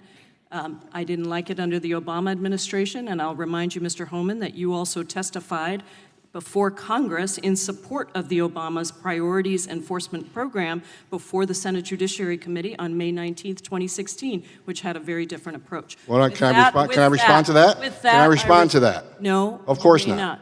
With that, I recognize the chairman of the Judiciary Committee, Mr. Nadler, for 5 minutes. Thank you. I want to make a couple comments before I start the questions. We heard about the overcrowding, about the lack of adequate funding, about the overcrowding, about how many people are kept in detention, and how necessary it is to protect the public safety. We heard from 3 witnesses here. We heard from Ms. Saavedra Roman. She was a DACA recipient. She was a threat to nobody. Her employer made a mistake and said as a flight attendant she should go to a foreign country. It wasn't her fault. And she was kept in detention for 38 days, wasting money, not to mention her liberty. We heard from Mr. Davidov that he fled for his life. Yeah, he may have come here under false pretenses. That's what asylum seekers fleeing for their life may have to do. He was granted asylum because our courts recognize the threat to his life. And we heard how in custody his medical needs were ignored. He got infections because his HIV medications were not provided, and there was a total lack of regard by ICE for his medical conditions. We heard from Ms. Ngochan, who fled for her life from Cameroon and was granted asylum by our courts, recognizing the threat to her life. She was kept in custody for 6 months. We also heard from Mr. Davidov that while he was in custody, he missed an asylum hearing or credible fear hearing. And apparently ICE doesn't allow people to go to their asylum or credible fear hearings. I'm not sure how he got asylum anyway, but that certainly risked it. So I am unimpressed when I hear from Mr. Holman about the good, and we heard about the terrible conditions, the lack of heat, the lack of decent food, the terrible crowding. We've heard that before, so I'm unimpressed when I hear from Mr. Holman about how wonderful the facilities are. Ms. Shikori, I want to discuss alternatives to detention. We have heard a lot from the administration about how individuals in removal proceedings do not show up to their court dates when they are on an alternative to detention like ankle monitors and phone check-ins. At the same time, I have seen data that shows how compliance rates are high and even higher, around 95%, when an individual actually has an attorney. What is the likelihood someone will show up to court under alternative to detention as compared to in detention? In our particular program, we've had full compliance, and this includes 100%. someone 100% in our program, and this includes someone who ultimately was deported, who turned himself in. Across the board, the literature shows, the research shows that compliance rates are high. Community-based programs address the factors that make compliance difficult, such as substance abuse, drug addiction, mental health issues, and things like a lack of transportation, a lack of understanding of court proceedings and legalese. In Chicago, we had an issue where there was a lack of signage in the courts, so people couldn't understand it and were not making their court dates. And then there's also the concern about wrong court dates and the use of fake court dates on placeholders when people get notice. That is a big problem for people showing up on time. But across the board, the alternatives have very high compliance rates. High compliance rates. Thank you. Ms. Altman, I want to turn to you. Could you help us address some of the issues that have been mentioned related to immigrants and crime and deportations and crime rates? My understanding is that the data shows no correlation between deportations and the reduction in crime rates. Is that correct? That's correct, Congressman, and I thank you for your comments at the outset. The public safety arguments today attempt to paint immigrants in broad strokes. I agree that they further racist tropes. Most importantly, though, they are specious. They are not based in the data. ICE's own data disproves them, in addition to the numerous studies that you mentioned that show that there is absolutely no correlation between place of birth or immigration status and crime rates in the United States. We actually have a whole body of new evidence that just came out this summer, very robust evidence out of the University of California, Davis, showing that programs like 287G and Secure Communities that the sheriff trumpets, programs that increase deportations and detentions in community, have absolutely no impact on crime rates, and in fact showed a very marginal increase in crime rates. On the other hand, we know from, again, numerous studies that what these increased detentions and deportations do is to destabilize communities, to disrupt families, to take breadwinners away from their homes, leading to homelessness, food insecurity, and numerous problems with outcomes of children who are being raised now without a mother or father. So the propaganda about the connection between immigrants and crime is just that propaganda, and that there's no evidence or considerable evidence to the contrary that immigrants, whether legal or otherwise, commit crimes at a lower rate or equal or lower rate than people here to start with? Is that correct? That's correct. It's for political purposes, sir. Thank you very much. I yield back. Time of the gentleman has expired. I now recognize Ms. Lesko, the gentlewoman from Arizona, Ms. Lesko, for 5 minutes. Thank you, Madam Chairman. Thank you, all of you, for being here today. One of the witnesses, I think Melanie Shikori, if I said your name right, said we really need to address the root causes of migration, people coming here, and I couldn't agree more. In fact, the Republicans on this committee, including myself, I have 6 bills myself that have been sent to the Judiciary Committee that I believe will get to the root cause of the problem and help solve the border crisis. And I hope that Chairman Nadler will hear those bills so we can get to the root cause of the problem. I live in Arizona. I recently toured the Eloy, Arizona detention facility there. I went to all different, I went inside a cell. I saw what was happening with the health checkups, and I also sat down and ate lunch with the detainees, and it was like cafeteria food, kind of like from school.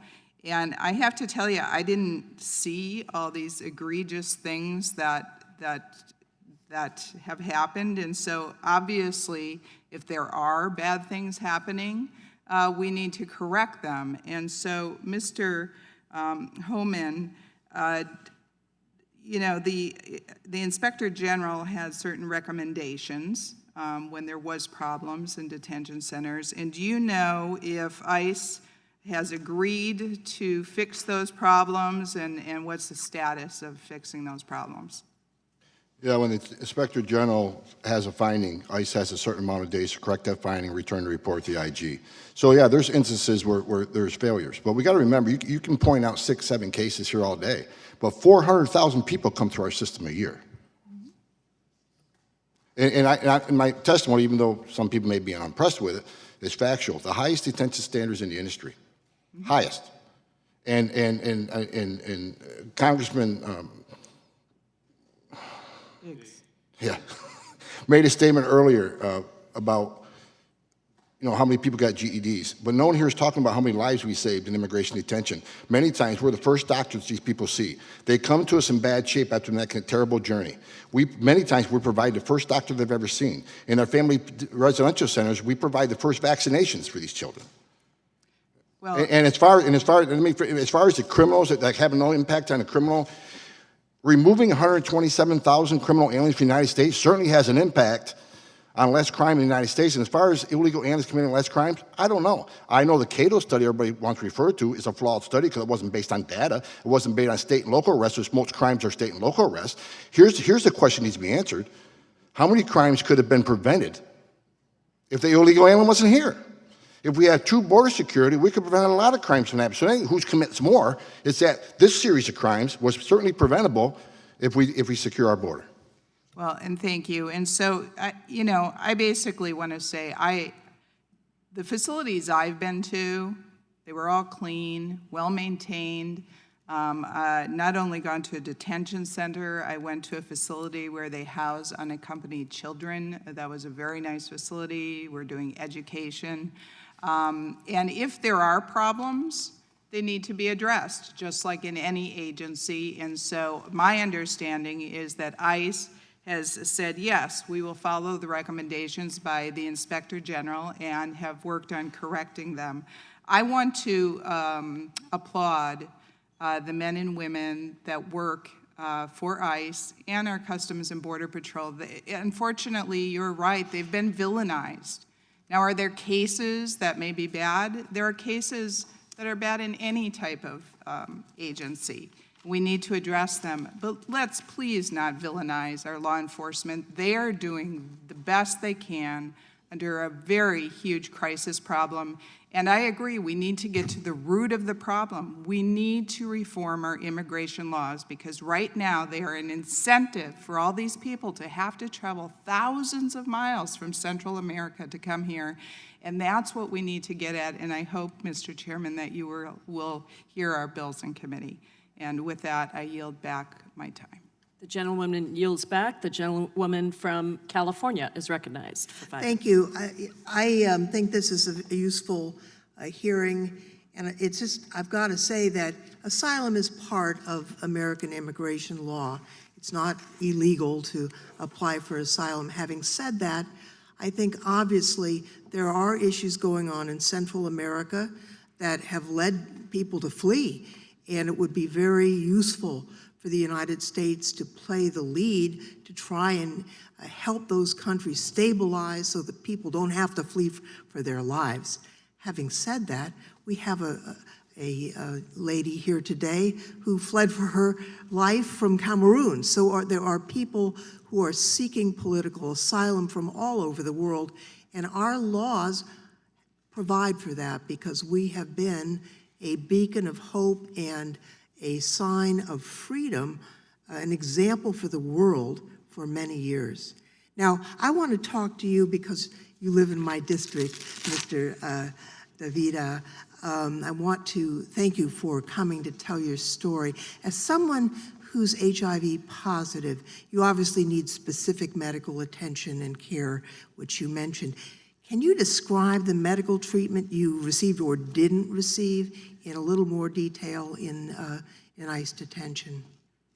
Sure. I received my prescribed medicine, what I received before in California, after I told them I needed. But the problem is the HIV treatment is just a part of the whole thing. Just a part of it. Yes. And since I don't know what was the cause of my infections, or either it was a stress or like this. You can't be immune, your Yes, my immune system showed some signs of infection, and it was the problem. My secondary infections, then they start manifesting. I cannot get a treatment or a doctor who can even tell me anything about that. And in some cases, I was waiting for many days to just being seen by a doctor. I just want to mention a concern that I have. In December of 2017, the Trump administration ended what had been a presumption that if you're pregnant, that you would be released from custody because of the vulnerability you have as a pregnant woman. That's no longer the case. And so we've got pregnant women in custody who are seeking asylum, and the number of miscarriages has doubled. We've even had stillbirths in custody. And I think that I would just say that is something that ought to be revisited, because to have miscarriages or stillbirths is just not the right thing. And this policy does promote that, and it serves no one's interest to have that occur. I would just say further, I've also visited these facilities, and I know that when I've visited facilities, there is a scurry around if it's advanced to clean things up a little bit before you come. I think it's telling that we've had an employee of the Department of Homeland Security in the Trump administration advising that there are serious problems in ICE custody provisions. The report in December of 2017, you're right, Mr. Holman, you have a chance to respond and to improve, but that was followed by a similarly damaging report in September of 2018 from the Inspector General of the Department of Homeland Security. And again, just this June, we had what was transmitted as an emergency report from the Department of Homeland Security about conditions in confinement. We have a problem here in how individuals are being treated in these facilities.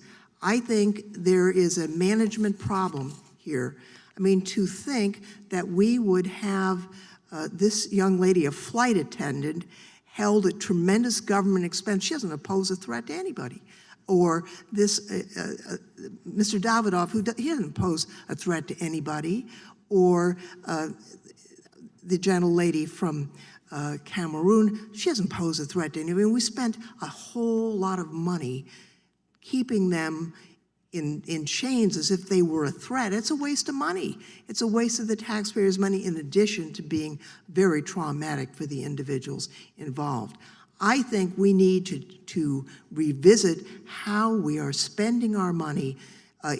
We are wasting huge amounts of the taxpayers' money, locking people up who pose no threat, and really not honing in on things that are important. I realize there can be a circumstance when someone does need to be detained. We all know that that's the case. But to spend our resources for this flight attendant was really a waste of taxpayers' money. I yield back, Madam Chair. I thank the gentleman for yielding, and I now recognize the gentleman from Florida, Mr. Stubbe, for 5 minutes. Thank you, Madam Chair. There is a crisis at our southern border. And just for this year, I had staff pull the number. Just for this year, and this does not include September numbers, just for this year, 811,000 illegal immigrants have been detained at the southern border. And let me put that into perspective for you. That is larger than my entire congressional district.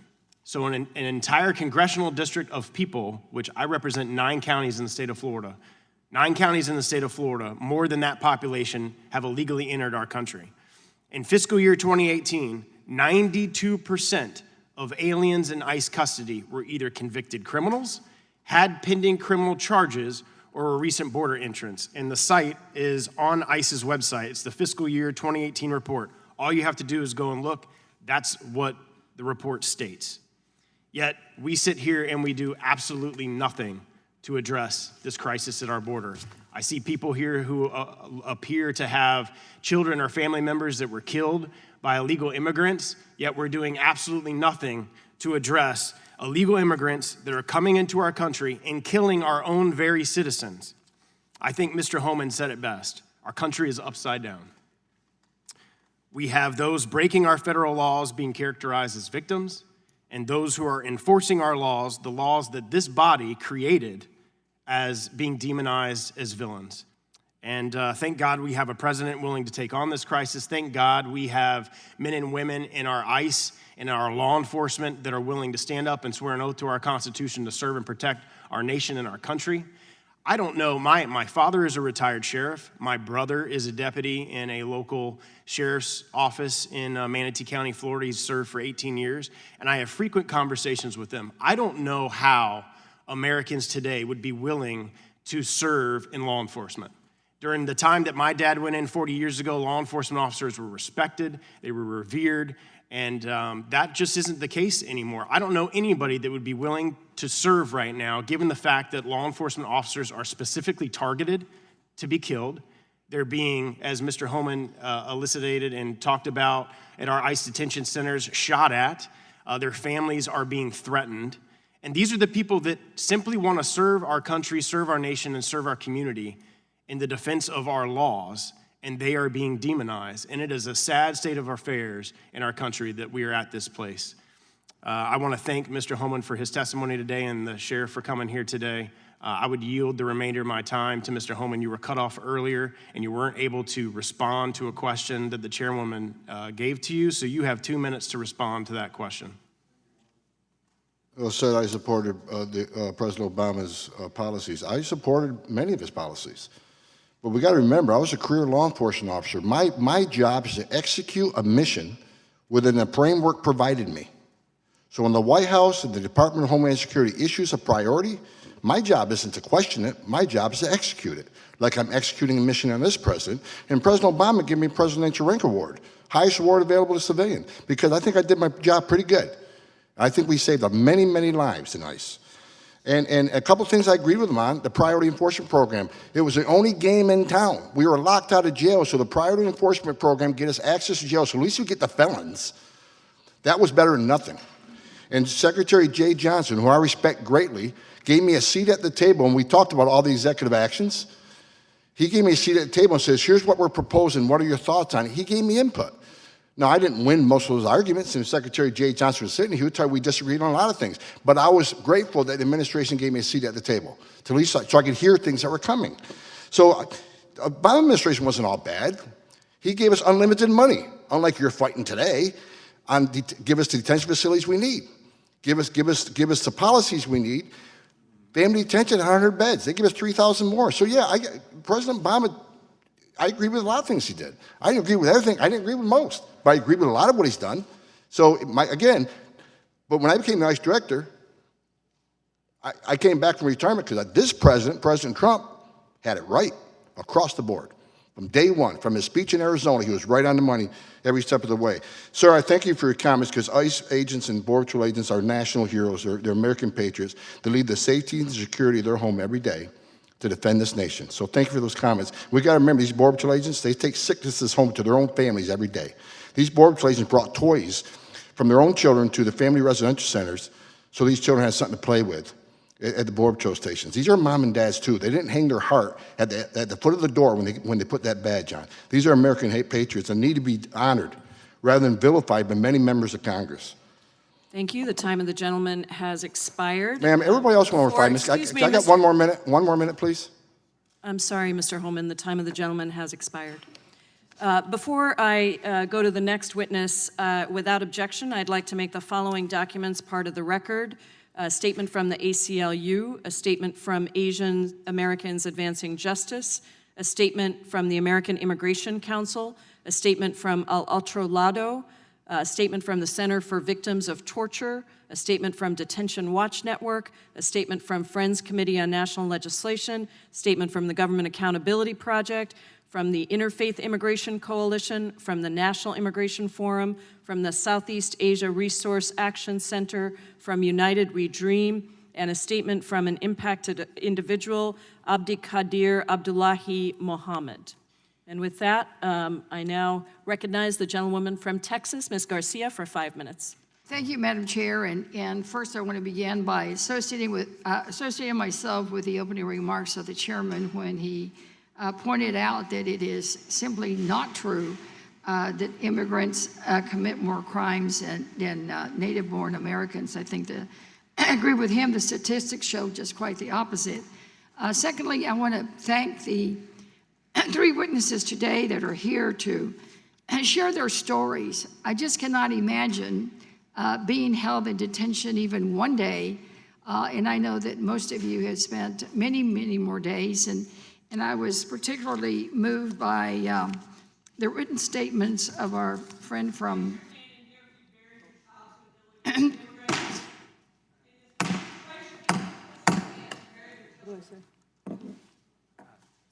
Madam Chair, if I can restore some of my time, because Order. I will advise the individuals in the audience that you are not allowed to speak and you're not allowed to make any demonstrations. Thank you. The gentlewoman is recognized. Please restore her time. Thank you. I was particularly moved by the comments in the written statement by our friend from Ms. Angukan, where she describes the detention center as a house of tears. A house of tears.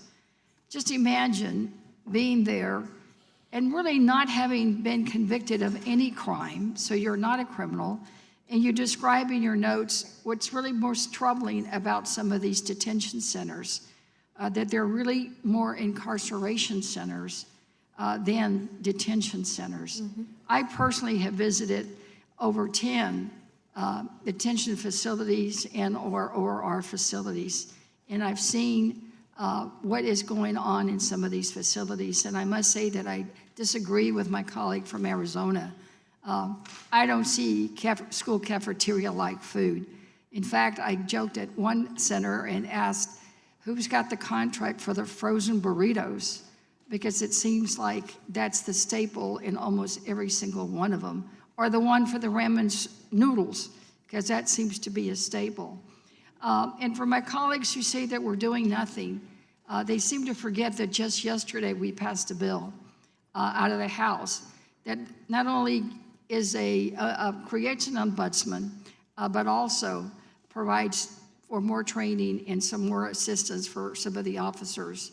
And then we also passed a bill that set humanitarian standards for medical needs and human needs that Dr. Reese filed that we passed before the recess. So we are doing something. But the point is, it's not enough.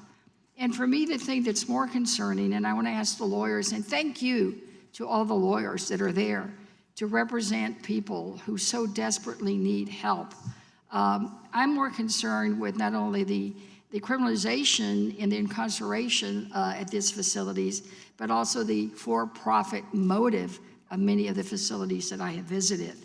So I wanted to ask a question specifically about some of our vulnerable populations, and my colleague from California already asked about pregnant women.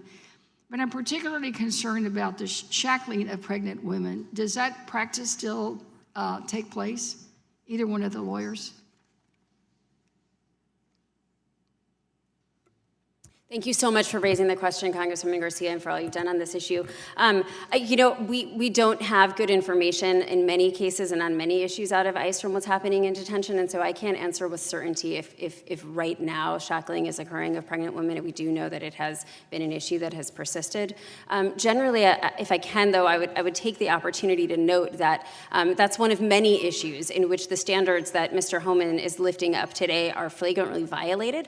They also happen to be standards that are taken from correctional standards. And so I would argue that the very use of them in this context is improper.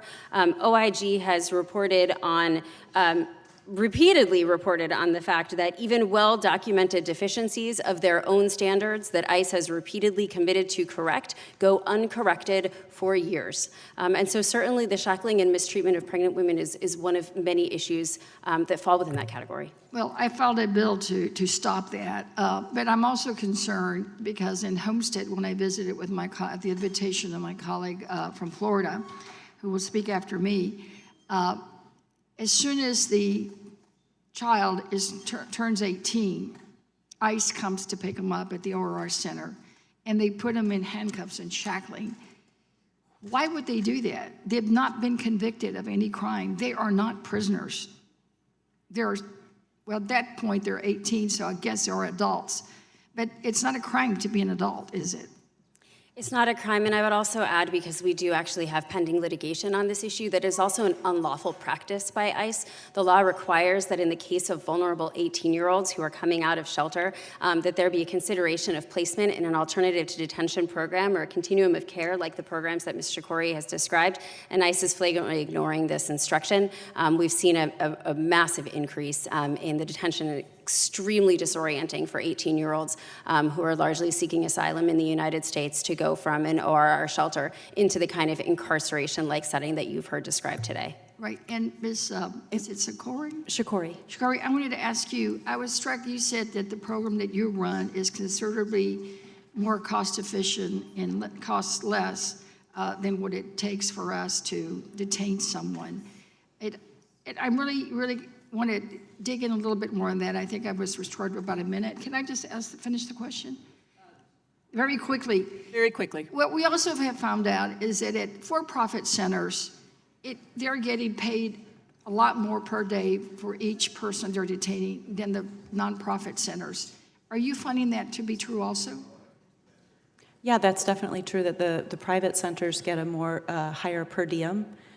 We deal with 4 county jails in the Chicago area, and their per diem is somewhere between $70 and $90, depending on which jail. Okay, the time of the gentlewoman has expired. The time of the gentlewoman has expired. Thank you. Thank you. I would like to briefly address the members of the audience in the hearing room today. We welcome you. We respect your right to be here. We also ask in turn for your respect as we proceed with the business of the committee today. It is the intention of this committee to proceed with this hearing without disruptions, and we expect everyone to observe proper decorum. With that, I yield to the ranking member of the committee, Mr. Buck, for 5 minutes. I thank the chairwoman. I want to clarify something. In my home county in Colorado, we have many illegal immigrants, and they are hardworking, they are nonviolent, and they are, other than being in this country illegally, they are law-abiding, mostly because they don't want to be noticed, and they don't want to be deported. And I think that is true when I talk to my colleagues around the country. However, it is not racist to talk about the folks who have lost loved ones as a result of murders. It is not racist to talk about how we could do better to increase public safety in this country. It is an absolutely necessary conversation that we need to have. A murder that is committed by an illegal immigrant or a crime that is committed by an illegal immigrant is an unnecessary crime because that illegal immigrant should not be in this country. And we have to get that straight. It is not a matter of race. It is a matter of public safety. I recognize that we have a serious problem. We have a serious problem at our border. We have a serious problem by not recognizing how we can help those in our own hemisphere build their economies so they don't have the motive to come to this country illegally. We have a serious problem with sanctuary cities. We have serious problems across the border that this body should be dealing with. But do not call others racist and impugn the integrity and the motives of others because we, on this side of the aisle, want to raise a very important issue because of the hardship that others are suffering in this country. Ms. Shakor, I want to ask you a question. I was a prosecutor for 25 years at the federal level and at the state level. And we sought alternatives to detention in as much as we could for taxpayer reasons. We were trying to save money. And what we tried to do when we advocated in court was we tried to make sure we distinguish between those who were violent and should not be placed in community detention and those who were nonviolent and not a flight risk and were more appropriate for community detention. Would you agree with that philosophy as it applies to those that are that could be detained by ICE? So asylum seekers without any violent history, without a flight risk, those that have ties to the community, and others who are violent. Would you agree that that should be taken into account when looking at a facility such as yours? Indeed, that should be taken into account, and we do in our program. We don't take people into our program who have a violent history. The nuance that I would like to add is that what we define as criminal is problematic in this country, and we are aware, for example, of people that we were trying to get released to our program who the only crime they had committed was returning to the U.S. a second time after experiencing additional violence in home country after being deported, and that was a reason they couldn't be released to us. Sure, and there are other crimes that we might disagree about. Identity theft is a very common crime with people who are in this country illegally. It's not a violent crime, but it is something that concerns those of us in law enforcement, and we might disagree about the appropriateness, but there are certainly on the edges, there are people on both sides that we would say are appropriate and not appropriate. Sheriff Jenkins, I want to ask you the same question. Having been in law enforcement, I think we would probably agree that to save taxpayer money, you're an elected official, to save taxpayer money, you want to look at non-detention alternatives when appropriate. Correct. We don't really have the option under our agreement with ICE as far as our non-detention alternatives. They're for the other incarcerants of the local system. But I will tell you this, every incarcerant in our jail through the 287G program or the housing program has been convicted of a crime or has a serious criminal history. So, absolutely. Yeah, I would argue some of the statements made here this morning about those incarcerated are not criminals or convicted criminals. I understand. And Mr. Homan, I want to give you some time, but I do want to ask one quick question, and I want to make one quick statement. I find it very offensive that anybody would compare any federal employee, frankly, to someone who, the Gestapo or running Nazi concentration camps. That is very offensive. I have 15 seconds and I yield it to you. Thank you for saying that. I wish somebody in Democratic leadership would say that out loud. Look, you want to know why there's 50,000 people in detention? You want to know why we have 1 million illegal entries in the United States? You want to know why we have these issues? Because you have failed to secure the border. You have failed to work with this president to close the 3 loopholes we've asked for 2 years to close. So if you want to know why this issue exists, you need to look in the mirror. You have failed American people for not securing the border and closing loopholes. Mr. Homan, please respect the chair and the authority of the chair. The time of the gentleman has expired. I've asked you politely to let me go beyond my time, and you let other people go beyond their time, but not to Tom Homan. He don't get to go beyond his time. Mr. Homan, we have approved an agreement between the Republicans and the Democrats with the ranking member. We increased the time of one member of Congress who was interrupted by a protest. That is done with the approval of the ranking member. Please respect the chair's authority. I respect the chair's authority, but the chair... Mr. Homan! You work for me. I'm a taxpayer. I'm a taxpayer. You work for me. The witness will suspend. The gentlewoman from Florida is recognized. Thank you, Madam Chair. We are losing our civility in this country, and I want to make something very clear to everyone, to the witnesses. Thank you for coming here this morning. We are all Americans. We must all respect the rule of law. We all work very hard to keep our country and our communities safe. But every person that is in the United States deserves due process. And in the United States of America, we do not violate human rights. And the ICE detention system must be reformed. That is why we are having this hearing here today.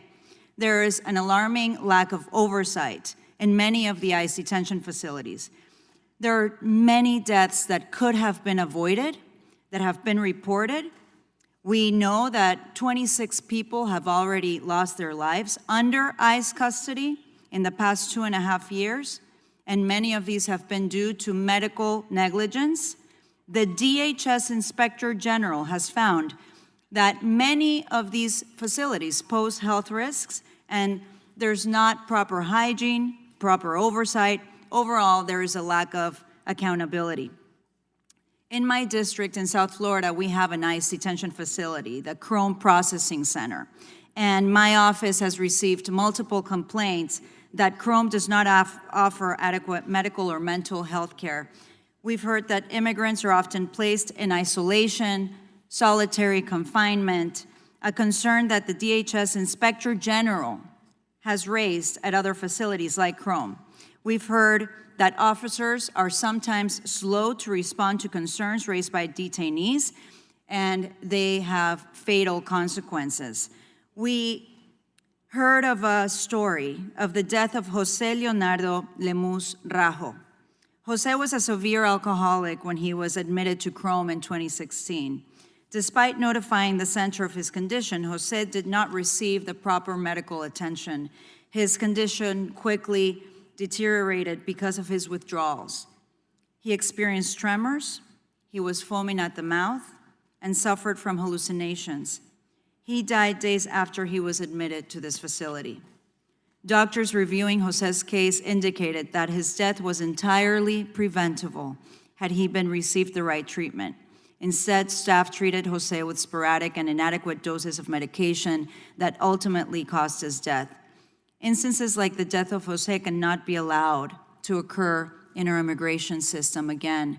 We are in the United States of America. We do not violate human rights. We protect every individual's right to due process. Everyone. We must ensure that adequate oversight is conducted over ICE. And we must never forget that the safety and the well-being of all individuals in this country come first.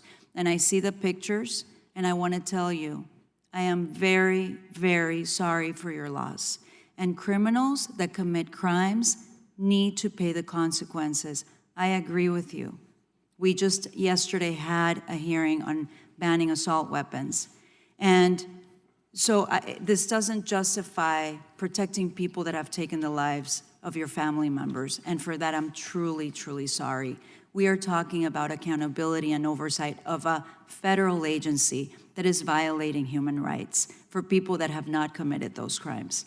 So my question is to Mr. Davidoff. The Office of Refugee Resettlement operates the Homestead Detention Facility in my district. And Homestead is a facility designed for children, and it houses children of all ages from 13 to 17. And when they turn 18, like my colleague mentioned, they are taken on their birthday in shackles to adult detention facilities. Can you just tell me a little bit about what you experienced at the Chrome detention facility in my district? Yes, I stayed in the Chrome facility. I was booked there, and after like 24 hours procedures, I was pulled in this dormitorium room with like 100 bunk beds. At the time I showed up, there is no bunk bed for me. They offered me this, like, I don't know, foldable bed. But because I was admitted in a medical facility after that, by the time I returned, they found me a place. So it was super loud. It was very cold at night, and it has only like 4 showers nozzles working at the shower. So basically, Thank you. and it was. I'm sorry, my time is up. Would you say that it would be appropriate for a child to be in that facility? The time of the gentlewoman has expired. you With could just that, answer I would like to recognize the gentleman from Colorado. Madam Chair, I want to thank you for hosting this important hearing and also for your leadership with respect to the the Dignity and Detention Act that you've introduced that I'm proud to be a co-sponsor of. And we appreciate your leadership so much in this Congress on these issues for so long. I also just, I hadn't planned on saying this, but I want to associate myself with the remarks of the distinguished gentlelady from Florida. And that is, I've served on this committee now for 10 months. I'm new to Congress. And we've had a number of witness panels where the majority and the minority select witnesses who have much to say and make their case in a compelling way to the members here. And that's certainly the case today with many of the folks who are assembled here. But I do think the bluster and the attacks in opening statements made by one witness in particular on other members of this body whom are not here to defend themselves, I think is inappropriate. I don't think it's conducive to constructive work on these policy items. And I respect my colleagues on the other side of the aisle very much. I understand that we have differing political views on these issues, but that fundamentally we all are trying to do right by our constituents. And so I would just ask, as we think about the witnesses that we call, because I just for the record will submit, this is an article dated July 15th, 2019, ex-ICE director says that he considered beating Latino congressmen during hearing. And this is from Newsweek. I'll submit it to the record with the unanimous consent. Without objection. I would just say that to me, it is relevant that we have witnesses before us from both sides of the aisle who come to these issues in good faith to work with members of this body rather than insulting them. And I'm certainly going to take that approach. I would hope the minority would do the same. I want to thank witnesses for sharing your stories, those of you who have been detained as a son of immigrants. I want to say to you that you are just as American as anyone else here in this room, and we appreciate you speaking truth to power and sharing your stories today. We have heard already from a number of my colleagues about the reality of the growth in immigration detention at an alarming rate since 2017 after 2 executive orders were issued by the president, which prioritized all undocumented immigrants for detention and removal. The average daily population of people in ICE custody this month is over 54,000, a 54% increase from 2016. Even more troubling, nearly 75% of these immigrants are detained by ICE in for-profit facilities. These facilities, in my view, put profits for shareholders above the safety and the care of those in detention. And the results in many cases have been disastrous. And I will just give you one example. In 2017, Kamyar Samimi, a legal permanent resident of the United States, died while in custody of the Aurora detention facility in Colorado. To date, over 30 immigrants, including 7 children, have died in ICE custody under the current administration.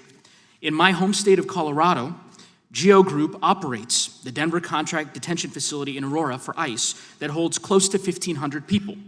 In 2018, the American Immigration Council and the American Immigration Lawyers Association filed a complaint about inadequate medical care in Aurora.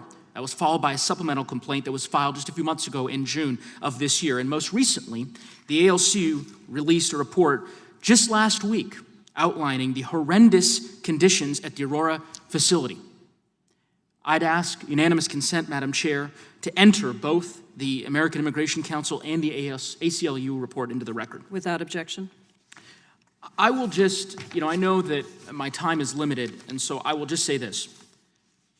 I do think facts matter, and there are a variety of reasons that I believe justify ending for-profit detention in the United States of America. The obvious moral reasons that I think compel us as a body to take that step. But we also are not entitled to our own set of facts. And Mr. Holman, in your written testimony, you noted, in your view, that, quote, using outside contractors that run facilities like these or their core business function not only save millions in taxpayer funds, but it increases the quality of care for those being detained. With respect to the financial piece of this, I have here fiscal year 2018 ICE report from the Department of Homeland Security that details the total direct costs, $149.58 for contract detention facilities per bed, and $98.27 for intergovernmental service agreement facilities, IGSA facilities. I don't think there's any question that we are wasting millions of taxpayer dollars, in my view, by having these Time of the for-profit gentleman facilities. has And with that, I expired. yield back the balance of my time. Thank you. The time of the gentleman has expired. And make a parliamentary inquiry. State your parliamentary inquiry. And I'm not sure if it's technically parliamentary, but it's the only way, I figure I can ask a question, and you can rule me as not parliamentary if you want. I'm requesting that we allow the minority to have a hearing on this very important topic. And I will follow that up with a letter making that request, but We'll take that under consideration. Thank you. Thank you. The gentleman is yielded back. I now recognize the gentlelady from Texas, Sheila Jackson Lee, for 5 minutes. Let me first of all thank the chairwoman twice and ranking member for this hearing. And I must thank my good friend from Colorado, Mr. Neguse, for his initial courtesies to yield to me. I had to step out of the room at the time that he would have done so. And hopefully it will clarify the rules that when you yield to an individual, you do not lose your time. Wanted to make sure I put that on the record. Let me indicate that I have the deepest amount of sympathy for anyone that loses a loved one. And having been on the Homeland Security Committee dealing with these issues for 20 years plus, I've seen a lot of tragedy, and I have recognized the pain of families, recognized the pain and the loss of officers, and also worked very hard to provide the appropriate equipment necessary for our work to be done. With that in mind, I believe that we will not succeed in this if we talk at each other instead of to each other. This is a nation of immigrants and a nation of laws. All people must be protected. The three witnesses that we heard from, I might call them by their first name, Celine and Dennis and Blanche, are not criminals, have no intent to kill or maim anyone. What we're speaking about today is the question of the dignity of America, the basic sense of human rights, and the Bill of Rights that adhere to anyone on our soil to be treated decently. When the gentleman who said he was awarded by Mr. President Obama and worked with our good friend, Mr. Jay Johnson, all secretaries of Homeland Security I've known, all of the leadership I've known, it makes a difference when the leadership sets the tone that these people are human beings. So this is not ICE, because I've seen ICE and I've worked with ICE. But when you begin to get the kind of toxic leadership, no one wins. Families who are trying to have justice, or innocent persons who are simply have come to this nation because they cannot live anywhere else.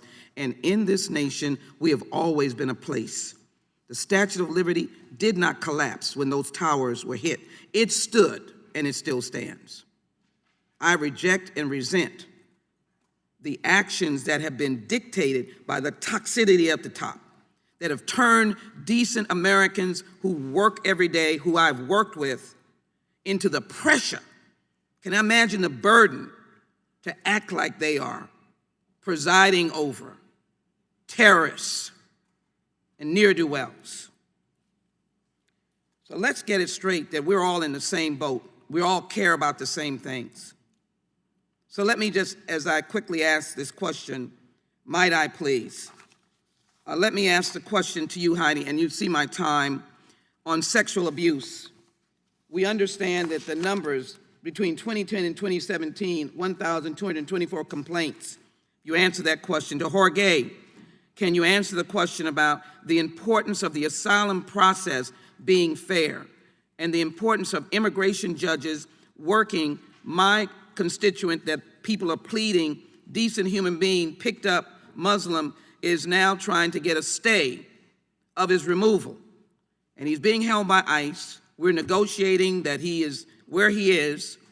But the immigration courts, everyone feels the pressure of toxicity so that asylum becomes useless? Would you answer that question? I want to put on the record that I'm against the MPP. I want to put on the record as well, that program, that my amendment and legislation regarding Freedom of Information Act applying to all centers, profit and nonprofit. If you want to comment, I'd appreciate a comment on that. And that is before we know what we're going to do about these centers. But if the two of you would answer, I would appreciate it. And I would certainly, I'll have something to put in the record in a moment. If you could quickly answer those questions, please. Thank you, Congresswoman. I'll answer quickly. You asked about the prevalence of sexual abuse in immigration custody, which is unfortunately quite prevalent and largely met with impunity. And I think that this goes to the overarching point that you have made, which is that there is a toxicity. When asylum seekers, as has happened frequently throughout the hearing today, are referred to as criminals, when there is a dehumanization of those who are in custody, that trickles down to the officers who are coming to work every day and showing up. One example that I will just end with is that you heard reference today to the nooses hanging in the jails in Adelanto. There was a suicide just a year earlier, and we were told that the Time of guards the left. gentlewoman has expired. Can you answer the question the other gentleman that I asked about the asylum? We have unfortunately been having situations where people have been going too No far problem. over, so I need to stick No to the problem. rules. Let me put into the record, if I might ask unanimous consent, an article by Dylan Petrolius, I believe, dated August 5th. And I thank the gentlelady, and I'd also join the gentlelady in asking witnesses to be here with the spirit of information and not with the spirit of being against Without a objection. person because of who they are and their race. I yield back. The gentlewoman has yielded. I now yield 5 minutes I now recognize the ranking member of the full committee, Mr. Collins, for 5 minutes. Thank you, Madam Chair. I appreciate that. You know, the interesting thing about this hearing is one, I'm glad we're having it. It is that, as I have said before, the reason that you have hearings is to lead to answers. Well, we're here again, having a hearing, but no answers. We've been here for 9 months with no answers. What we have heard a lot of is how bad our agents are, how bad those in law enforcement are, how bad conditions are. We put forward a bill just a few months ago that we talked about. I mean, it's not into law. Oh, that's right, because it can't pass the Senate. That would supposedly help conditions, but it would deal more with environmental issues and other things. And when we don't deal with the very issue at the border on why people are coming across and how this is happening and why this is happening in the 3 areas of things that we need to be talking about, Flores Asylum and the Trafficking and Victims Protection Act. But we don't want to do that because that's too simple and it doesn't play politically.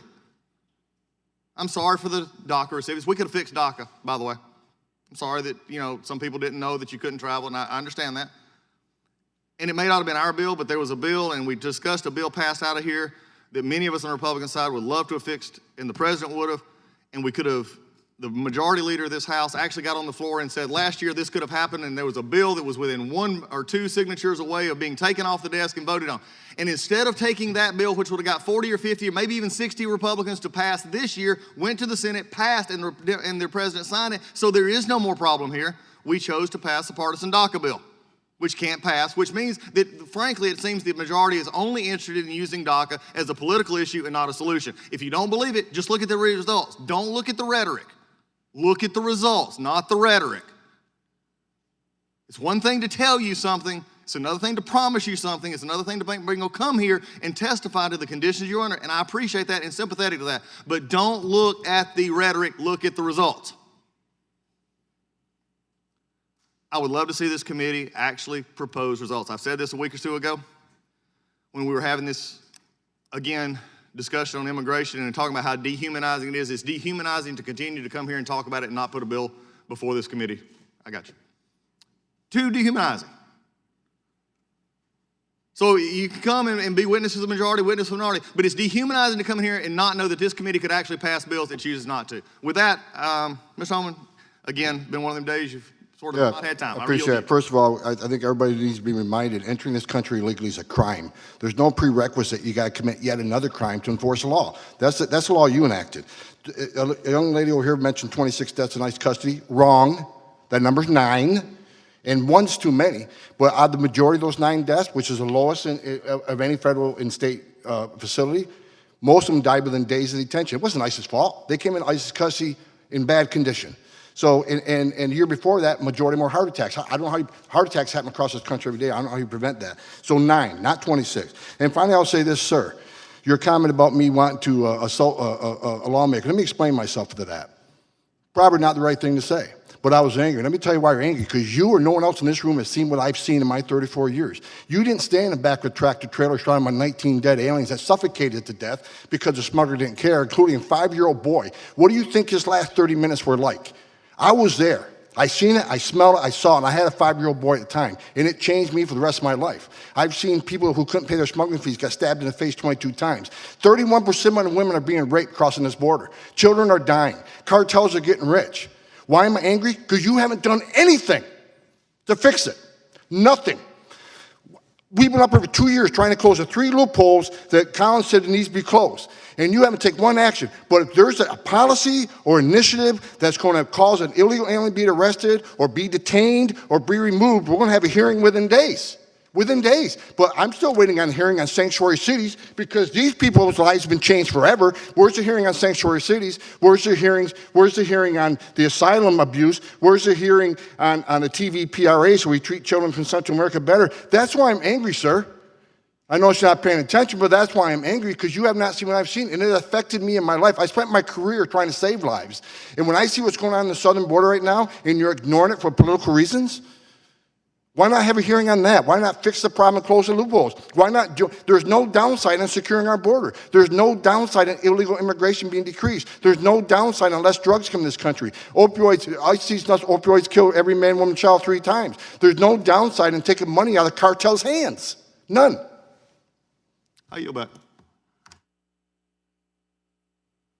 Thank you. And with that, we do conclude today's hearing. I would like to say that the truth is our country is far too reliant on the incarceration of immigrants. The beneficiaries are for-profit prison companies, but we do have sensible, humane, cost-effective solutions that would be provided under my bill, the Dignity for Detained Immigrants Act. And I do think it's unfortunate, I'll just say before we conclude, that I do think that it's unfortunate. Is the committee over, or is it a time for another 5-minute round? No, it's not a time for then another 5 minutes. Then it's time to adjourn the committee, Madam Chair. Grant, I just said to the ranking member of the subcommittee that I was going to make one brief statement. But as the ranking member of the committee, I'm calling a point of order and saying it's time to end this committee. Okay. Well, I would like to say that I hope that witnesses called by the minority in the future respect the authority of the committee. I wish the committee chair right now would recognize the fact that she's supposed to be calling this committee. There's not 5 minutes extra. Thank you, Mr. Collins. I would once again like to thank the panel of witnesses, and particularly those who traveled far away to be with us today. Without objection, all members will have 5 legislative days to submit additional written questions for the witness or additional materials for the record. Without objection, the hearing is adjourned.